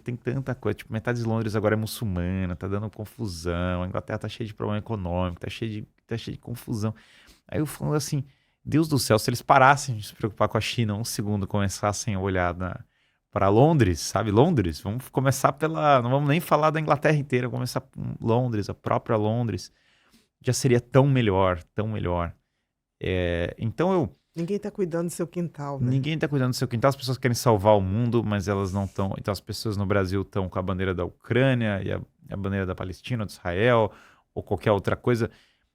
Coisas que não têm uma relação direta com os brasileiros em nenhum nível e que muitas pessoas nem entendem o contexto, que é extremo. É bem complexo. São contextos extremamente complexos e elas param de se preocupar com o Rio de Janeiro, com a sua família, com as coisas ao redor. Esse salto, a maturidade que fala Aristóteles, em grande parte, é você assumir isso. É você falar, olha, beleza, Ucrânia é um estudo. Tudo é estudo, tudo agrega. A beleza é o não sei o quê. Mas calma, qual é a minha responsabilidade? O que eu, no contexto que me foi dado, aquilo que o Viktor Frankl fala, né? O que nas circunstâncias que me foram dadas, o que eu tenho que fazer, o que só eu posso fazer. O que me cabe. O que me cabe, face as minhas circunstâncias. Aí está o dever. Então, quando a gente fala de moral, que aí depois a virtude que eu citei tem a ver com isso. Fala, não é só a virtude pessoal, não é só, beleza, a virtude pessoal faz parte. Vou começar a me disciplinar, perseverança, vou começar a fazer todos os negócios. Mas calma lá. Quem sou eu face a essa família, a esse estado, a essa situação, a essa empresa? Então, o cara que agora tem uma vida mais saudável, tem uma família estável, tem uma empresa grande e começa a olhar e falar, poxa, eu vou agora cuidar desse bairro aqui, da educação dos meus filhos, eu vou assumir essa briga, ele já está num modo heróico, mesmo que ele não perceba. Isso é um heroísmo. Eu falo, pô, mas isso é um heroísmo, o cara não pulou no incêndio, não sei o que. Não, é uma pessoa com certeza mais capacitada para acontecer uma crise. A gente viu agora essa crise no Rio Grande do Sul. E você vê os tipos das pessoas que realmente salvam as outras e outras que não estão nem aí. Eu lembro, eu participei de uma experiência muito curiosa que foi Brumadinho. Eu tive em Brumadinho, né? E aí eu vi os políticos pousando de helicóptero e levantando e os bombeiros lá arriscando a vida. E eu falei, cara, os heróis estavam lá do lado e a galera tirando foto, um monte de mídia. Até cachorro, né, que servia os bombeiros. Bom, o cachorro às vezes ele estava mais engajado assim em ajudar as pessoas, né? Aquilo me chocou muito. Isso foi uma experiência que me chocou tremendamente, né? Então, é claro, aí eu volto... O conceito de herói tem que ser revisto. O conceito de herói tem que ser revisto. Bom, esse livro Caminho fala também, né? Transformar a prosa de cada dia em verso heróico. Que bacana. E eu acho que esse é um dos maiores desafios hoje. Os maiores desafios hoje é você falar, cara, quando é que eu vou transformar minha prosa de cada dia, minha vida em heroísmo? Eu chegou um momento... que eu tenho 12 empresas, 4 filhos. Então, agora já tá com 4. Eu tenho 4. Eu tinha 2 quando eu comecei, eu tenho 4. Eu tenho 2 meninos e 2 meninas, né? Então eu tenho 4 filhos, 2 empresas. Tem lá minha disciplina, tem que aparecer nos treinos de jiu-jitsu, entendeu? Tenho que aparecer neles. Tem muita coisa para ler todos os dias, tem que ler todos os dias, bater 1 hora de leitura. O mantra que eu falo para as pessoas é 1 hora de oração, 1 hora de exercício e 1 hora de leitura todo dia. E aí eu faço um desafio com as pessoas, né? Que até hoje ninguém nunca... Cumpriu. Não cumpriu. A brincadeira que eu faço é o seguinte. Bom, se você botar essas 3 horas por 3 meses e a sua vida não melhorar drasticamente, você pode vir aqui, pode falar, mandar mensagem e eu paro de falar isso em público. Pode ficar tranquilo, você me mostra... que a sua vida não melhorou. Mas fez mesmo. O cara tem que ter feito mesmo. Com certeza. Pegou 3 meses, fez todo dia essas 3 horas. A vida dele não melhorou. Ele fala. Atividade física. 1 hora de exercício. Oração. 1 hora de oração. 1 hora de leitura todo dia. Também acho. E essas 3 horas, né? Que o cara comece fazendo 45 minutos de cada um. Que comece, muita 30. coisa. Comece com 30 Comece minutos. com 30 minutos, é muita coisa. Se a pessoa fizer todo dia, é muita coisa. É muita leitura. É muita meditação. E o resultado virá. O resultado vem. Eu não recebi nunca um feedback do tipo, fiz e deu errado. Eu recebi, na verdade, a essa altura, já milhares de pessoas que me mandaram falando minha vida mudou completamente. Praticamente todo dia eu recebo alguém que chega e fala assim, Guilherme, eu fiz isso, minha vida mudou radicalmente. A gente não lê mais. Tudo é rede social, tudo é estímulo, tudo é alguma coisa pipoca, tudo é um negócio que não sei o que porque tem que, isso aqui é tudo uma tudo loucura. É hedonismo, né? 1 hora de exercício real, para quem já fez uma academia real, já lutou, já fez qualquer coisa assim, é muito exercício. As pessoas acham que é pouco, eu tô falando de uma vida de exercício. E é um dos maiores fatores preditivos de saúde, de todas as coisas. Quase tudo na vida... Inclusive mental, não só física. Eu tenho certeza absoluta disso. Aliás, eu tá conversando com uma pessoa que está com depressão, eu insisti muito nisso. Começa a fazer exercício todo dia. Eu tenho certeza que vai mudar muito. E não espera ter a vontade. Vai sem vontade que depois o resultado aparece. Será que no final das contas a gente talvez tenha que fazer quase tudo sem vontade, entendeu? Começar sim. Começar sem vontade. Problema, porque sem problema. Porque no final das contas, essas coisas sempre a gente não vai ter vontade. Ninguém acorda um dia e fala, preciso ler um monte, preciso meditar um monte. Não é assim, né? No fundo a gente tem que colocar numa rotina e começar a fazer. E colhendo os resultados. E colhendo os resultados. E eu acho que a saúde psíquica da pessoa, esses 3 hábitos que não são um tratamento psicológico per se, mas eu acho que eles vão melhorar a psique das pessoas de qualquer maneira. De qualquer maneira. E de qualquer um. Porque você está trabalhando espírito, corpo e alma, né? A minha cabeça... As 3 dimensões básicas. Exatamente. A minha cabeça é que você está... o corpo, então nós vivemos no corpo físico e ele não pode ser negligenciado. Nós temos o intelecto e ele tem que ser trabalhado. O John Wayne falava, né? A vida é difícil, mas ela é mais difícil se você for burro. Adorei. E a inteligência pode ser desenvolvida. Pode. Spoiler que todo mundo tá negligenciando. Claro que algumas pessoas nascem com talento maior, menor, maravilha, mas é fato... Todo mundo pode Todo mundo adquirir. consegue adquirir, melhorar tremendamente. Então isso faz parte. Com certeza. E por fim tem o espírito, tem um sentido último para as coisas. Só de você desligar o seu dia e começar a refletir sobre o que está acontecendo, já reconectar com algo superior, já vai melhorar a sua vida demais. Já assim. É um treino espiritual. Já é um treino espiritual, já é o cara pegar esse caminho que eu falei, começar a ler um ponto e meditar. Quero pegar esse lá. O rito, tem uma coisa importante no rito, né? Hoje nós perdemos muitos ritos. Então, as famílias não estão fazendo refeições de conjunto, as pessoas não vão, obviamente, à missa ao domingo, embora muitas pessoas tenham começado aí. Pelo menos o Brasil está passando por um renascimento católico muito grande. É uma coisa que muita gente não sabe, é uma coisa que não aparece na estatística, porque a estatística vai pegar muito o chamado católico de IBGE largando a fé, então tipo o cara que já não era praticante. Mas tem fenômenos no Brasil muito curiosos. Frei Gilson, sei lá, às 3 da manhã tá rezando um terço e tem 300 mil pessoas. Tipo, isso é um negócio, uma loucura, assim, sei lá. Inimaginável. Inimaginável, coisas muito curiosas que estão acontecendo no... gente, 300 mil pessoas às 3 da manhã, que é o horário mais ingrato da humanidade, né? Porque 4 ainda você, sei lá, acho que varia, né? Tem um que às 4, às 3 não sei direito os horários, mas é tão absurdo, né? Porque para pra pensar, 3 da manhã não tem nada, você deveria estar dormindo, entendeu? E as pessoas estão lá em quantidades alarmantes. Então, sim, tem um interesse espiritual recorrente. Eu tenho uma turma nos Estados Unidos, né, de alunos lá em Dallas. E Dallas foi recorde de batismos no último ano, 2024.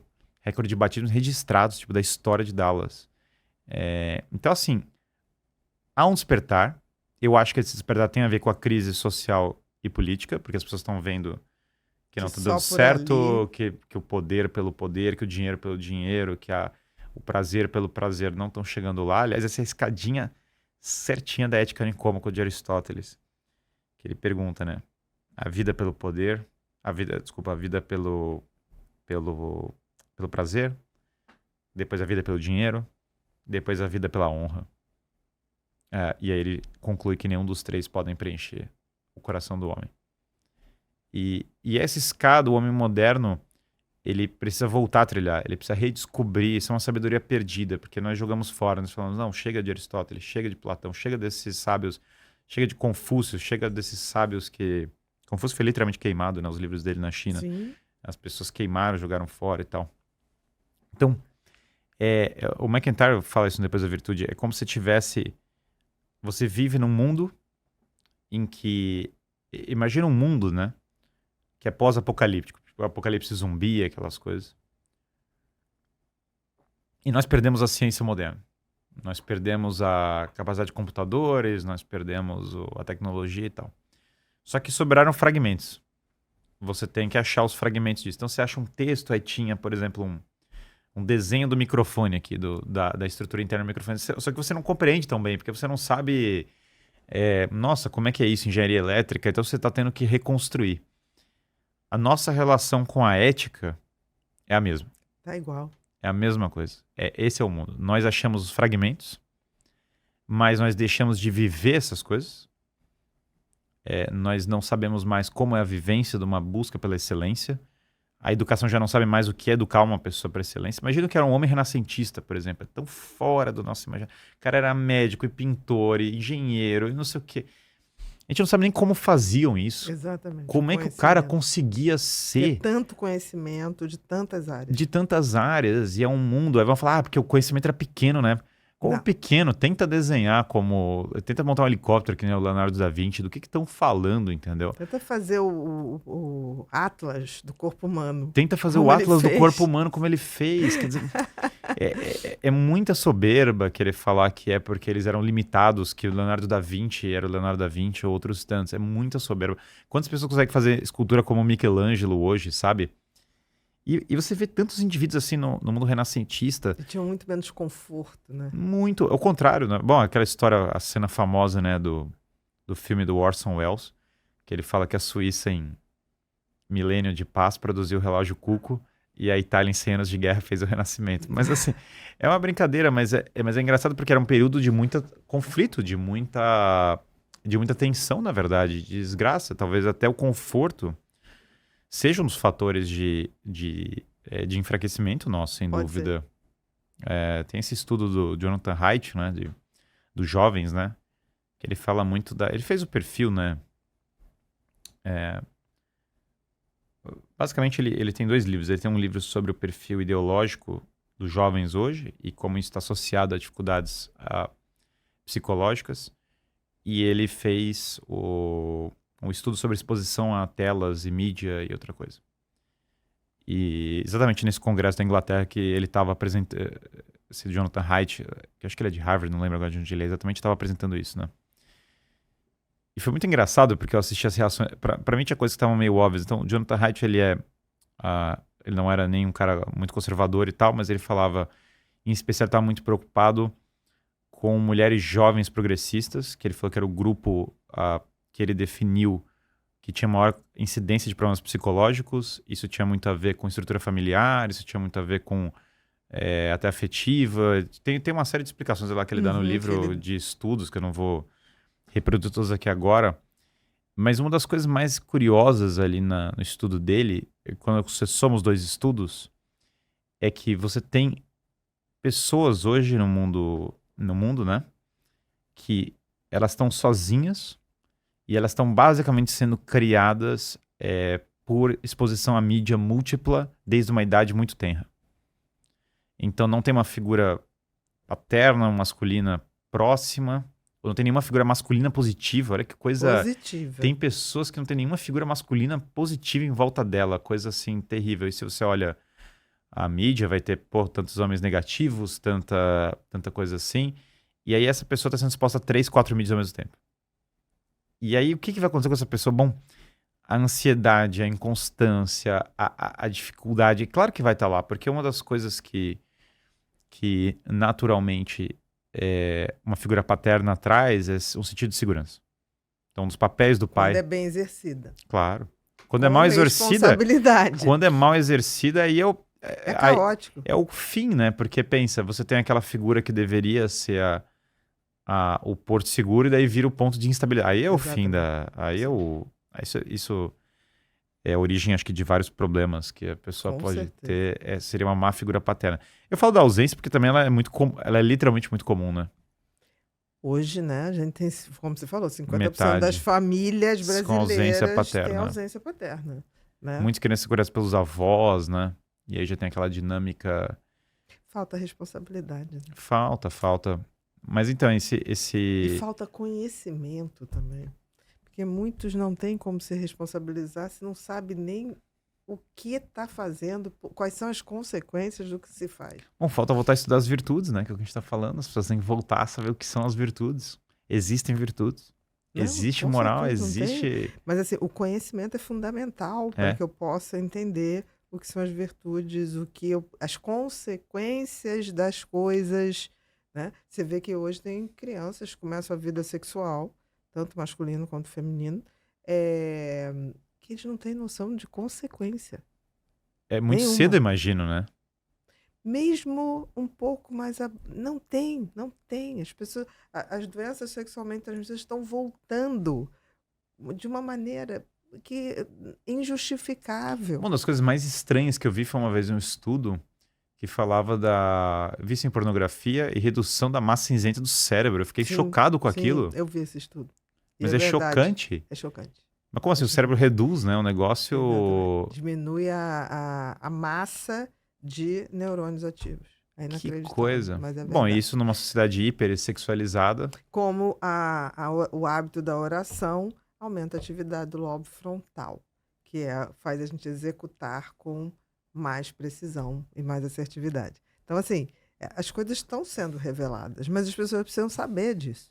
Porque né? os estudos... É muito curioso como os estudos apontam, na verdade...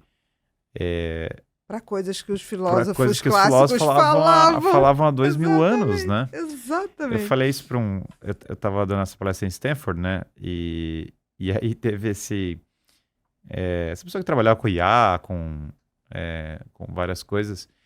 E aí ele falou para mim, não, a IA vai resolver todos os problemas da ética. Ele falou, cara, a IA, a melhor versão dela vai falar para você o que a Bíblia já te falava há 2000 anos, você vai achar que tá quebrado. Na melhor versão. Na melhor versão. Porque depende de quem vai programá-la. Depende de quem vai programar. Não, mas isso o problema não é a o... inteligência artificial, Perfeito. é quem programa a inteligência artificial. Não, perfeito. E, inclusive, ele falou pra mim, eu vou resolver a crise demográfica, a gente vai criar bebês em laboratório, distopia total. Não, E aí eu falei pra ele, é olha, distopia, você falou falei bem. pra ele, olha, eu conheço um outro método pra fabricar bebês, eu já fiz 4, eu acho que ele Exatamente. continua funcionando, viu? Muito eficaz. Muito eficaz, e ainda tem quem criar ele imediatamente, Exatamente. diferente desse outro método, que eu não sei quem vai criar essas crianças, né? Exatamente. E aí ele começou a rir, falou, caramba, eu nunca tinha pensado por esse lado. Ele nunca tinha, veja, ele trabalha com isso. Isso que eu tô Ele falando, nunca tinha não refletido. pensou nas consequências, é isso que eu tô falando. E a gente tá falando de Stanford. Não é a faculdade da esquina, Stanford, ele nunca tinha pensado. A gente tem que voltar a pensar. Sim, sim. E no caso ele tem um filho, inclusive, né? Ele tem um filho Feito por métodos tradicionais. tradicionais. Por métodos tradicionais. Que funcionam também. Eu conheci o filho dos caras depois, inclusive, assim, mas o ponto é que o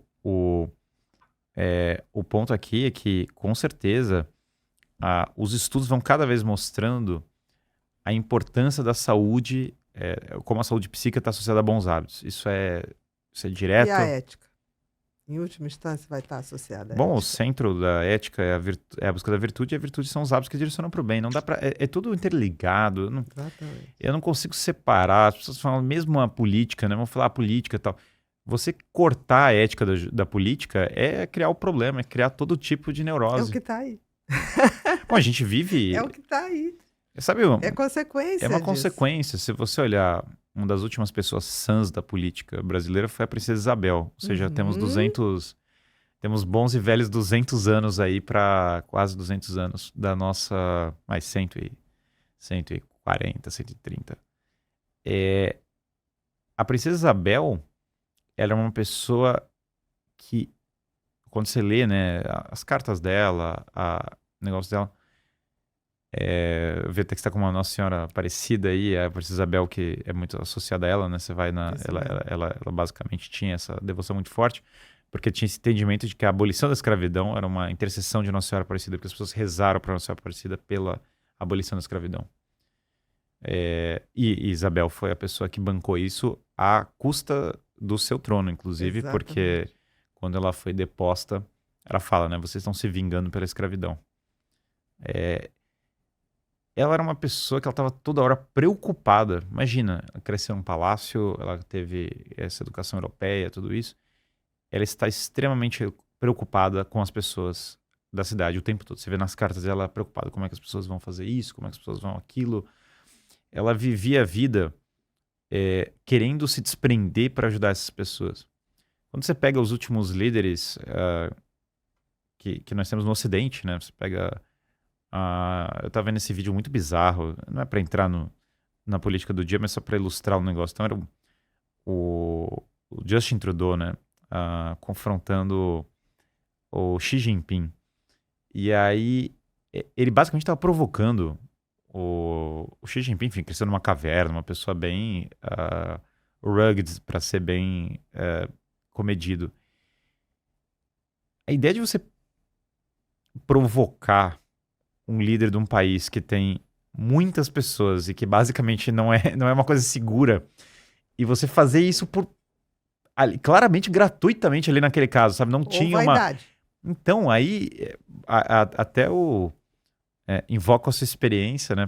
Até pergunto o que explica isso. Porque eu tava assistindo aquele vídeo e você tem uma pessoa que ele chega no ambiente e ele imediatamente vira assim e ele quer, sei lá, lacrar ou fazer, sei lá... Lacrar, talvez seja isso. Ele quer Talvez lacrar seja em isso. cima do Xi Jinping, assim.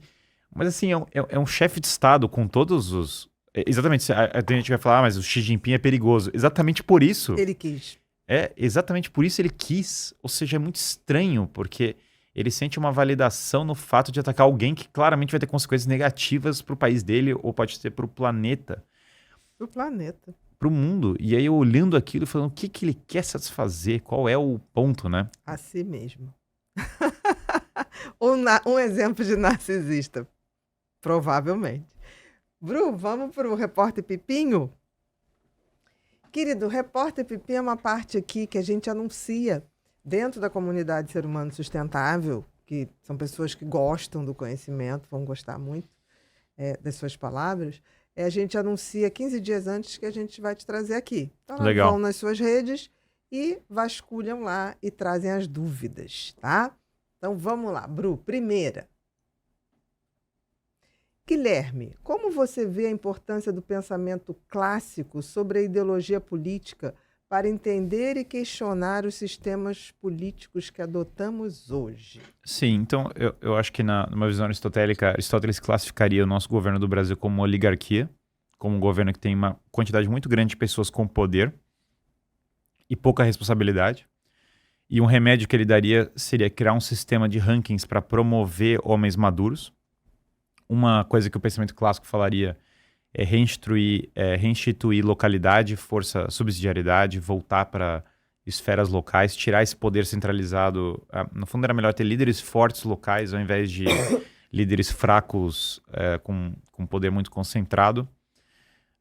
Ele, sem dúvida, em termos aristotélicos, ele falaria da importância de fomentar monarquia na figura do líder, que é a referência tipo, sei lá, o CEO de uma empresa é a referência da empresa. Tem que ser preparado para Tem que ser preparado para isso. Ele falaria da importância de aristocracia, que é um conjunto de pessoas de excelência, não é gente emperucada francesa. Ele falaria da importância de república, que é exatamente esse governo local e esse sistema de rankings. Então ele falaria que essas três estruturas são importantes para o sistema atual, em contraposição a basicamente as três formas negativas de governo, que são tirania, que é o governo de uma pessoa usurpando a realidade para benefício próprio, oligarquia, que é o que eu acho que é o sistema dominante nosso, e democracia, que para ele é o oposto de república. É um conjunto, mas sem preparo. É um conjunto sem preparo. E democracia para ele é o oposto de república, para ele é um termo pejorativo, que quer dizer governo de grupos de interesse. Governo de cada um se junta para fazer a sua vontade. Então, uma república corrupta é uma democracia, uma aristocracia corrupta é uma oligarquia, uma monarquia corrupta é uma tirania. Então, Aristóteles, a primeira coisa que ele falaria é, olha, as pessoas pararam de fazer essa distinção, deveriam agora fazer essa distinção novamente, reintroduzir essas categorias e voltar a meditar sobre quais estruturas produzem formas de liderança melhores. O Brasil, eu diria que não tem nenhuma esperança sem ter uma mudança, uma reforma política que reintroduzisse a virtude como um dos caminhos para você ser líder. Eu não consigo conceber a ideia de que você deveria ter pessoas que não são preparadas na liderança. Isso tinha que ser revisado no sistema. Drasticamente. Drasticamente. Próxima, Bru. Em tempos de mudanças sociais rápidas, qual o papel da religião para quem busca um sentido mais profundo na vida? Bom, em termos de crise, não só em tempos de crise, mas a religião sempre foi um fator necessário. Quando caiu o Império Romano, as pessoas redescobriram a religião, naturalmente, porque elas olharam e falaram, olha, nós colocamos ídolos, nós colocamos... tem essa música pop bem conhecida, Pompeia, né? É engraçado, eu tava ouvindo... Um dia eu tava tocando no rádio, né? Música super conhecida, e aí tem um trecho do refrão que fala assim, por onde nós começamos, né? Os nossos pecados ou os destroços. Assim, quando as coisas você tem dificuldades, é que a religião não é só para quando você tem dificuldades, tá? No fundo aqui é para quando você tá bem, quando você tá mal, qualquer cenário. Não é só a crise. Mas eu acho que tempos de crise são bons para você aprender a olhar para aquilo que não muda. No fundo, por que a religião é importante hoje? Porque você está falando de valores que há 2000 anos eram iguais, você está falando de valores que há 1000 anos eram iguais e que daqui a 1000 anos vão ter uma estabilidade. Então, eu diria que tudo que envolve coisas eternas, coisas que não são da moda, que não são perecíveis, são necessários em termos de mudança rápida. Ou seja, como que você vai guiar um mundo de IA, um mundo fluido, um mundo de estímulos, um mundo não sei o quê, com coisas permanentes. Então, eu acho que a religião... Vai ter que voltar ao homem da Galileia? Eu acho que você nunca fugiu dele. Exatamente. Eu acho que ele sempre vai voltar. Eu acho que você pode tentar fugir dele à vontade. Você fugir dele é o Jonas, né? Então o que vai acontecer quando você foge? Você vai parar na barriga da baleia, você vai ser cuspido de volta nas praias de Nínive. Então, assim, não tem como fugir. O homem moderno achou que ia fugir, achou que falou, não, eu vou agora... De volta ao início. Eu achei que as pessoas acharam, nos anos 90, né, pegando assim, as pessoas achavam mesmo, que quando caiu a União Soviética, que a gente ia ter paz perpétua, prosperidade indefinida em todos os países, que ia ter uma comunidade global pacífica, unificada. É tudo balela, é tudo falso. Na verdade, todo mundo vai morrer. Todo mundo tá vendo spoiler, todo mundo tá assistindo esse podcast vai morrer. Depois de 3 gerações, ninguém mais vai saber Ninguém mais vai saber quem você é. E, sinceramente, o que vale é você o cumprir. que vale tá na sua alma e são coisas que você não vai levar depois da morte. É cumprir seu papel, né? Próximo, Bru. Aristóteles acreditava que a política deveria focar no bem comum e na virtude cívica. Como essa ideia pode influenciar o cenário político moderno, especialmente em um contexto polarizado? Pois a gente tem que sair da ideologia moderna, pular fora disso, falar, chega, já deu errado. A gente já sabe onde deu. A gente já sabe onde deu errado, não é por aí. E a gente tem que voltar a falar assim, olha, vamos criar um método para selecionar os melhores líderes e acabou. A gente vai ser governado assim. Esquece a história de... não, mas é que tem um sistema de incentivos, porque fulano imprime dinheiro e manda lá, e aí vai pra grande mídia. E, cara, vamos todo mundo com pessoas racionais começar a falar, deu errado, chega, eu não tô... esse ponto da briga é interessante, porque eu defendo conversão e não briga. Com certeza. Então eu não penso pessoas que pensam diferente de mim politicamente ou de outras maneiras, eu não penso eles como inimigos que eu vou abater. Eu penso exatamente como pessoas a serem convertidas, transformadas, no melhor sentido da palavra. E eu prefiro, e é mais saudável e melhor para todo mundo pensar assim do que pensar em termos de... Quem vai vencer essa guerra? Quem vai vencer a guerra?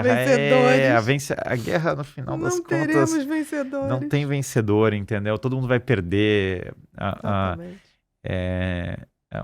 Como foi a Dilma que falou, né? Ninguém vai ganhar, ninguém vai perder, todo mundo vai perder, né? Alguma coisa assim. Ninguém vai ganhar, não me lembro. Eu não lembro a frase, mas terminava com todo mundo vai perder. Exatamente. E o todo mundo vai perder é uma realidade. No cenário que nós estamos, todo mundo vai perder, porque o paradigma está errado.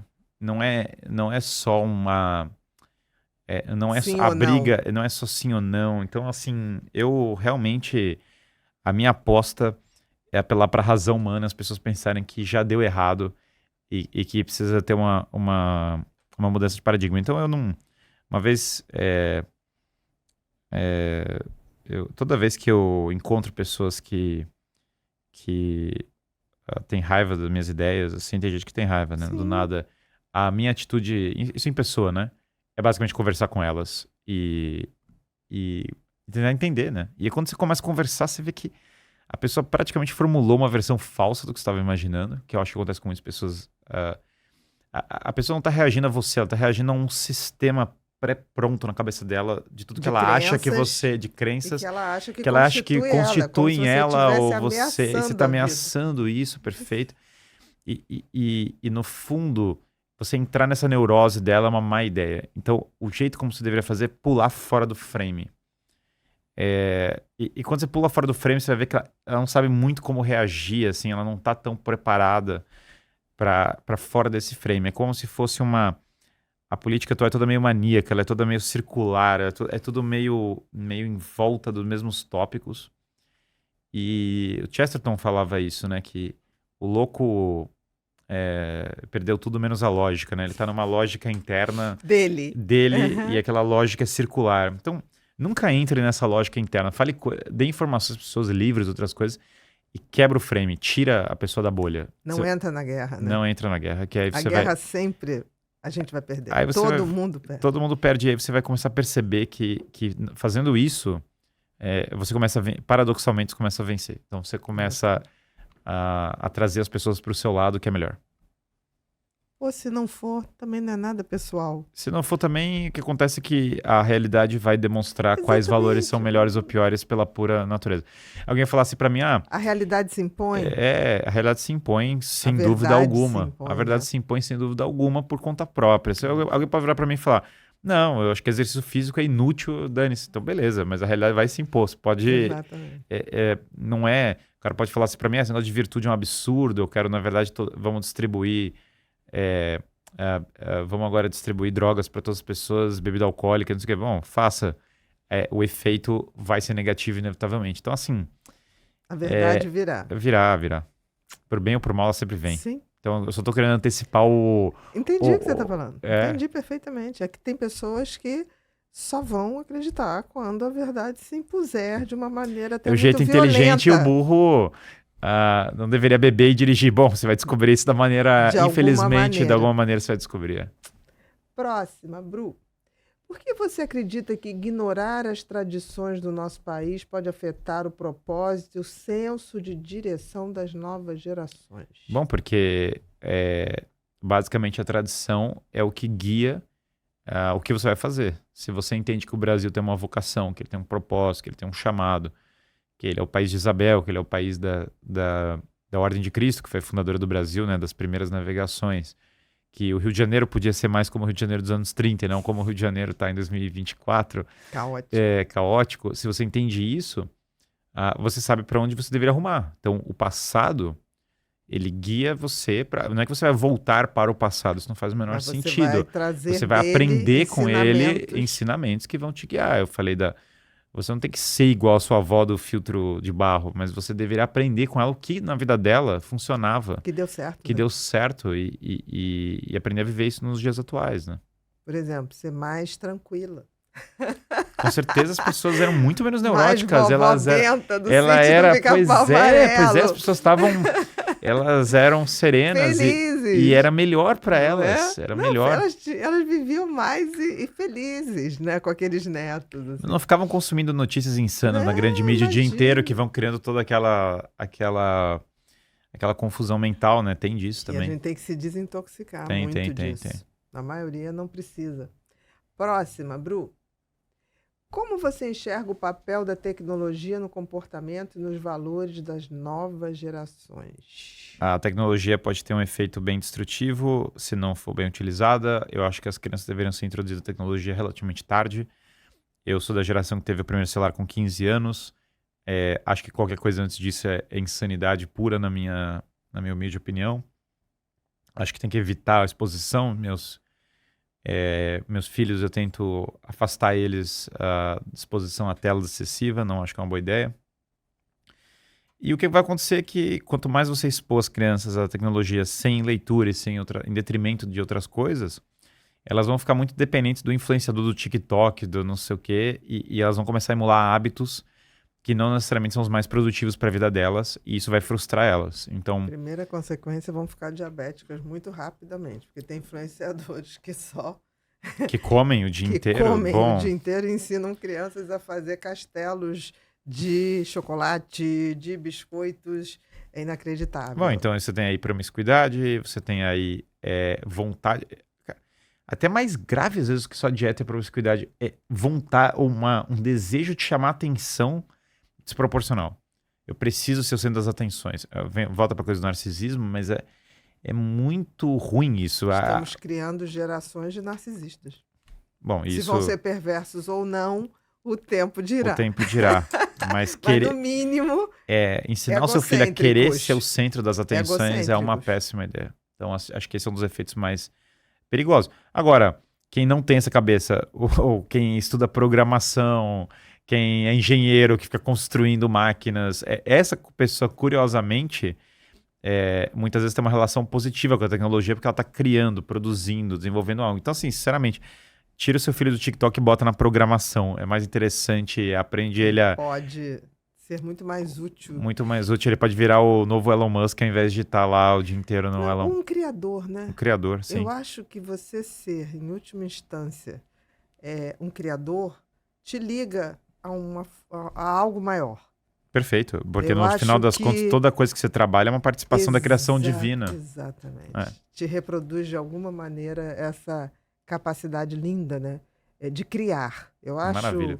quando o ser humano começa a criar e ele começa a ter, de certa maneira, um orgulho da sua criação, é uma das coisas mais, para mim, abençoadas que existe. Maravilha. De fato. Assim. O Tolkien, que é o autor do Senhor dos Anéis, falava, né, que nós criamos a partir da criação divina, que nós somos subcriadores, né? Nós Exatamente. criamos a partir do que foi Sejamos criado. subcriadores, não tem problema. Mas que a gente possa criar. Maravilhoso. Ser agente, né? Agente da criação. Próxima, Bru. Guilherme, como você vê a relação entre a falta de contato com a sabedoria clássica e os desafios enfrentados pela geração Z, como ansiedade e depressão? Bom, a gente falou sobre isso falou, já, mas exatamente. basicamente ansiedade, depressão e narcisismo, acho que é uma tríade que vai estar muito influente para a geração Z na medida que ela está longe dessas né? virtudes. Já está, bom, Já a geração tá aí. Z já está formada meio que assim, né? No ambiente de trabalho, pelo amor de Deus, não façam as vontades da geração Z, tentem dar estabilidade para eles. Estabilidade. É sempre todo dia rotina, a mesma coisa para fazer, metas claras. Muitas vezes com a geração Z, a minha percepção é que você tem que falar quase como uma criança. Você tem que deixar muito claro, olha, você vai chegar nesse horário, eu vou desenhar para você. Você vai chegar nesse horário, você vai sair nesse horário, você vai ganhar tanto, você vai trabalhar assim. Eu acho que a clareza aqui não vai ser desperdiçada com a geração Z. E depois de um tempo você vai poder ascender. Porque qualquer ascensão muito rápida também não é bom. Não é nada boa. Assim, ansiedade e Cabeça. depressão, rotina vai ajudar muito. Se você colocar essa rotina, já vai começar a ajudar muito para essas duas coisas. Acredito também. Próximo. Em um mundo focado em resultados rápidos, como a filosofia pode ajudar líderes a construir um legado ético e duradouro? Você também falou. Eu falei bastante sobre isso. Além do Em Busca da Verdade, eu tenho 800 alunos que são, a maioria são empresários, donos de empresa. Que bacana. E, assim, muitos deles mudaram a sua empresa, mudaram a sua família, mudaram não sei o que. Então, a empresa... Você já está dando frutos, né? E formalmente com 1 ano de vida, assim, na estrutura pelo menos atual, com a sede, com as coisas Em todas. Busca da Verdade tem 1 ano. Tem 1 ano. E Filosofia do Zero, Vai fazer 2, 2. Tudo muito recente. tudo São muito bebês. recente, são bebês. São Aham. bebês. São bebês e Em Busca da Verdade, nesse pouquíssimo tempo, são dezenas de testemunhos de pessoas Que falando legal. assim, mudei de vida, mudei minha empresa. Então, funciona. Eu tô vendo funcionar. O que você está colocando é quando você busca ser um ser humano melhor, em busca de valores, virtudes, praticar isso, é uma consequência natural a vida melhorar. Com certeza.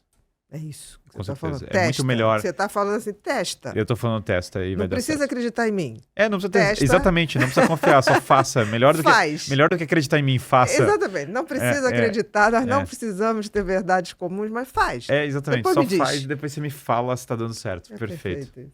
Eu muitas vezes usava isso com os meus pacientes. Não precisa acreditar em nada do que eu estou falando. Só faz o que eu tô Faz. falando. Exatamente. E aí, depois de 3 meses, ou você vem aqui, a gente rasga meu diploma, ou você reconhece que alguma coisa melhorou. Perfeito. E tudo bem. Aí Perfeito. você vai dizer, foi a Bia? Não, não foi a Bia.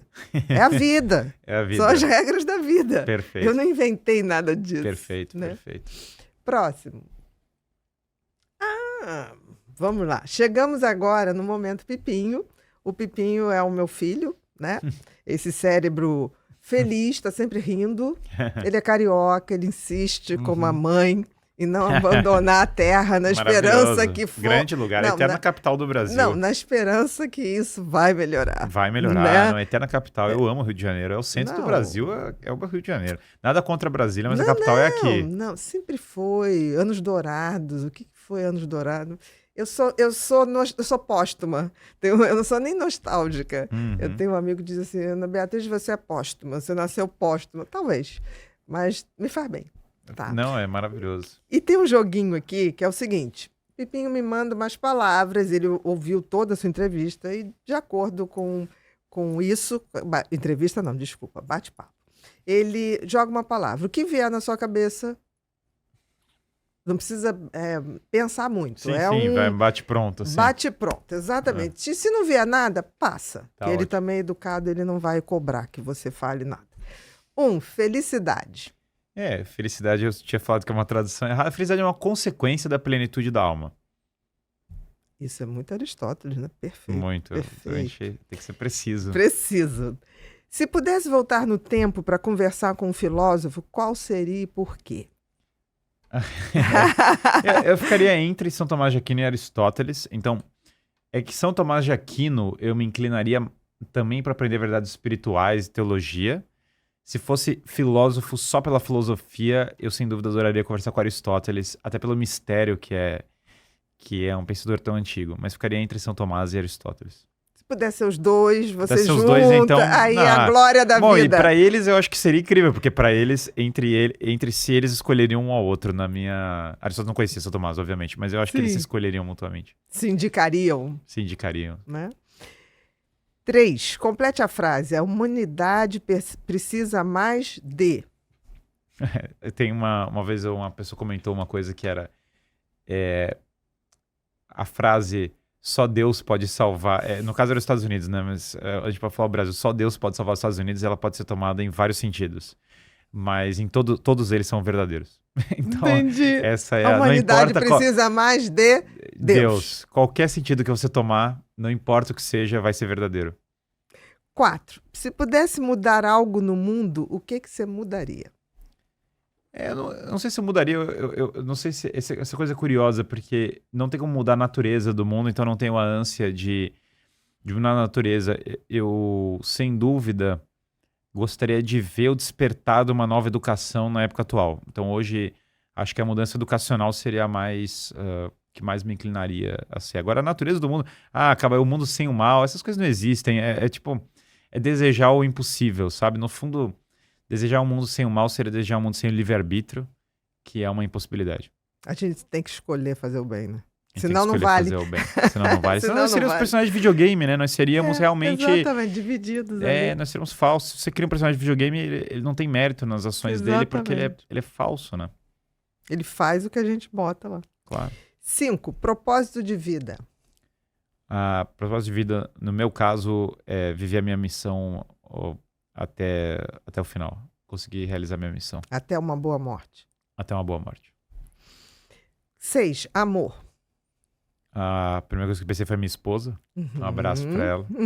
Como é o nome dela? Ana Clara. Ana Clara. Bonito nome. 7. Complete a frase. Família é... A família é o centro das nossas vidas. O coração das nossas vidas é a família. E nós vamos nos sentir realizados como indivíduos dentro da nossa família. 8. Deus. Deus é o fim de todas as coisas, é amar a Deus. Todas as coisas confluem, o início e o fim, o alfa e o ômega, todas as coisas, o caminho, a verdade, a vida. E Deus simplesmente é, né? Não cabe nem explicação. Não cabe nem explicação. 9. Uma saudade. Já que a gente falou tanto, os Rio de Janeiro dos anos 30, que eu nunca vivi, mas tem saudade. Mas eu tenho saudade dele, podia voltar. A Princesa Isabel, minha saudade, eu nunca vivi também, baita saudade. Inclusive os dois podiam voltar juntos, seria maravilhoso. Podiam, né? Podiam, é verdade. Os dois eram aqui também, ela era aqui, queimou, inclusive um dos palácios que ela transitou aqui. Pois é, na Quinta da Boa museu, Vista. Poderia Exatamente, ser restaurado. está sendo. Um dia a gente vai restaurar tudo, a gente vai voltar com as casas, assim, esse é o sonho. E 10, você tem a saudade do futuro, né? Com certeza. Repaginando... Bom, isso é bem agostiniano, você tem saudade de coisas que não viveu, e você anseia por elas no futuro. Isso é maravilhoso. Isso é uma sensação que eu sinto muito, desde muito pequena. Saudade do que eu vou viver. E 10, para terminar, uma frase, um pensamento, o que você quiser. Seja seu ou não. Uma ideia que eu acho que é central, né? É que hoje nós vemos como um espelho, no futuro nós veremos como somos vistos, né? Hoje todas as coisas parecem parecer às vezes confusas para nós temos esse fog of war desse mundo com dificuldades, com coisas, mas nós temos os fios de cabelo contados, nós temos uma vocação, uma missão e ao final das coisas isso vai se revelar. Ou é possível se revelar durante? Então, essa é uma pergunta muito boa.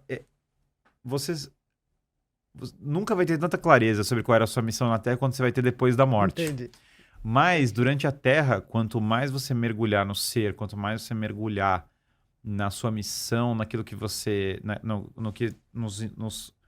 quanto mais você seguir o caminho das pedras, os indícios do que é o seu chamado, mais claro vai ficar. Então, você vai começar a sair, né? Como se você vivesse um pouco daquilo que é a eternidade aqui na Terra. Tem esse livro do Tolkien, que ele usa essa metáfora dele mesmo como um pintor de uma folha, e ele pintou poucas folhas do que é uma árvore que ele vai ver na vida eterna. Mas, ao mesmo tempo, ele é obcecado em pintar essas folhas dessa árvore. Então, acho que é bem bonita essa analogia. Perfeito. Querido, queria que você agora olhasse para aquela câmera ali e desse todos os seus recados. Não precisa nem olhar para mim, pode ser mal educado. Não, meus recados são breves. Quem quiser acompanhar meu trabalho, meu Instagram é Guilherme FCL Freire, meu YouTube é Guilherme Freire, e o principal do meu material tá em filosofiadozero.com.br, que é exatamente a nossa plataforma que a gente mencionou. E Em Busca da Verdade é por convite que as pessoas entram. Tem uma página no Instagram, você pode mandar mensagem lá que é EBV Oficial, mas no geral os membros convidam outros membros. Mas o Filosofia do Zero tá lá for everybody, filosofiadozero.com.br. Para começar. Para começar é fantástico. Quem é empresário manda mensagem lá, mas é isso. No EBV Oficial também pode mandar, mas eu acho que as principais plataformas são essas: Instagram, YouTube, Filosofia do Zero. Perfeito.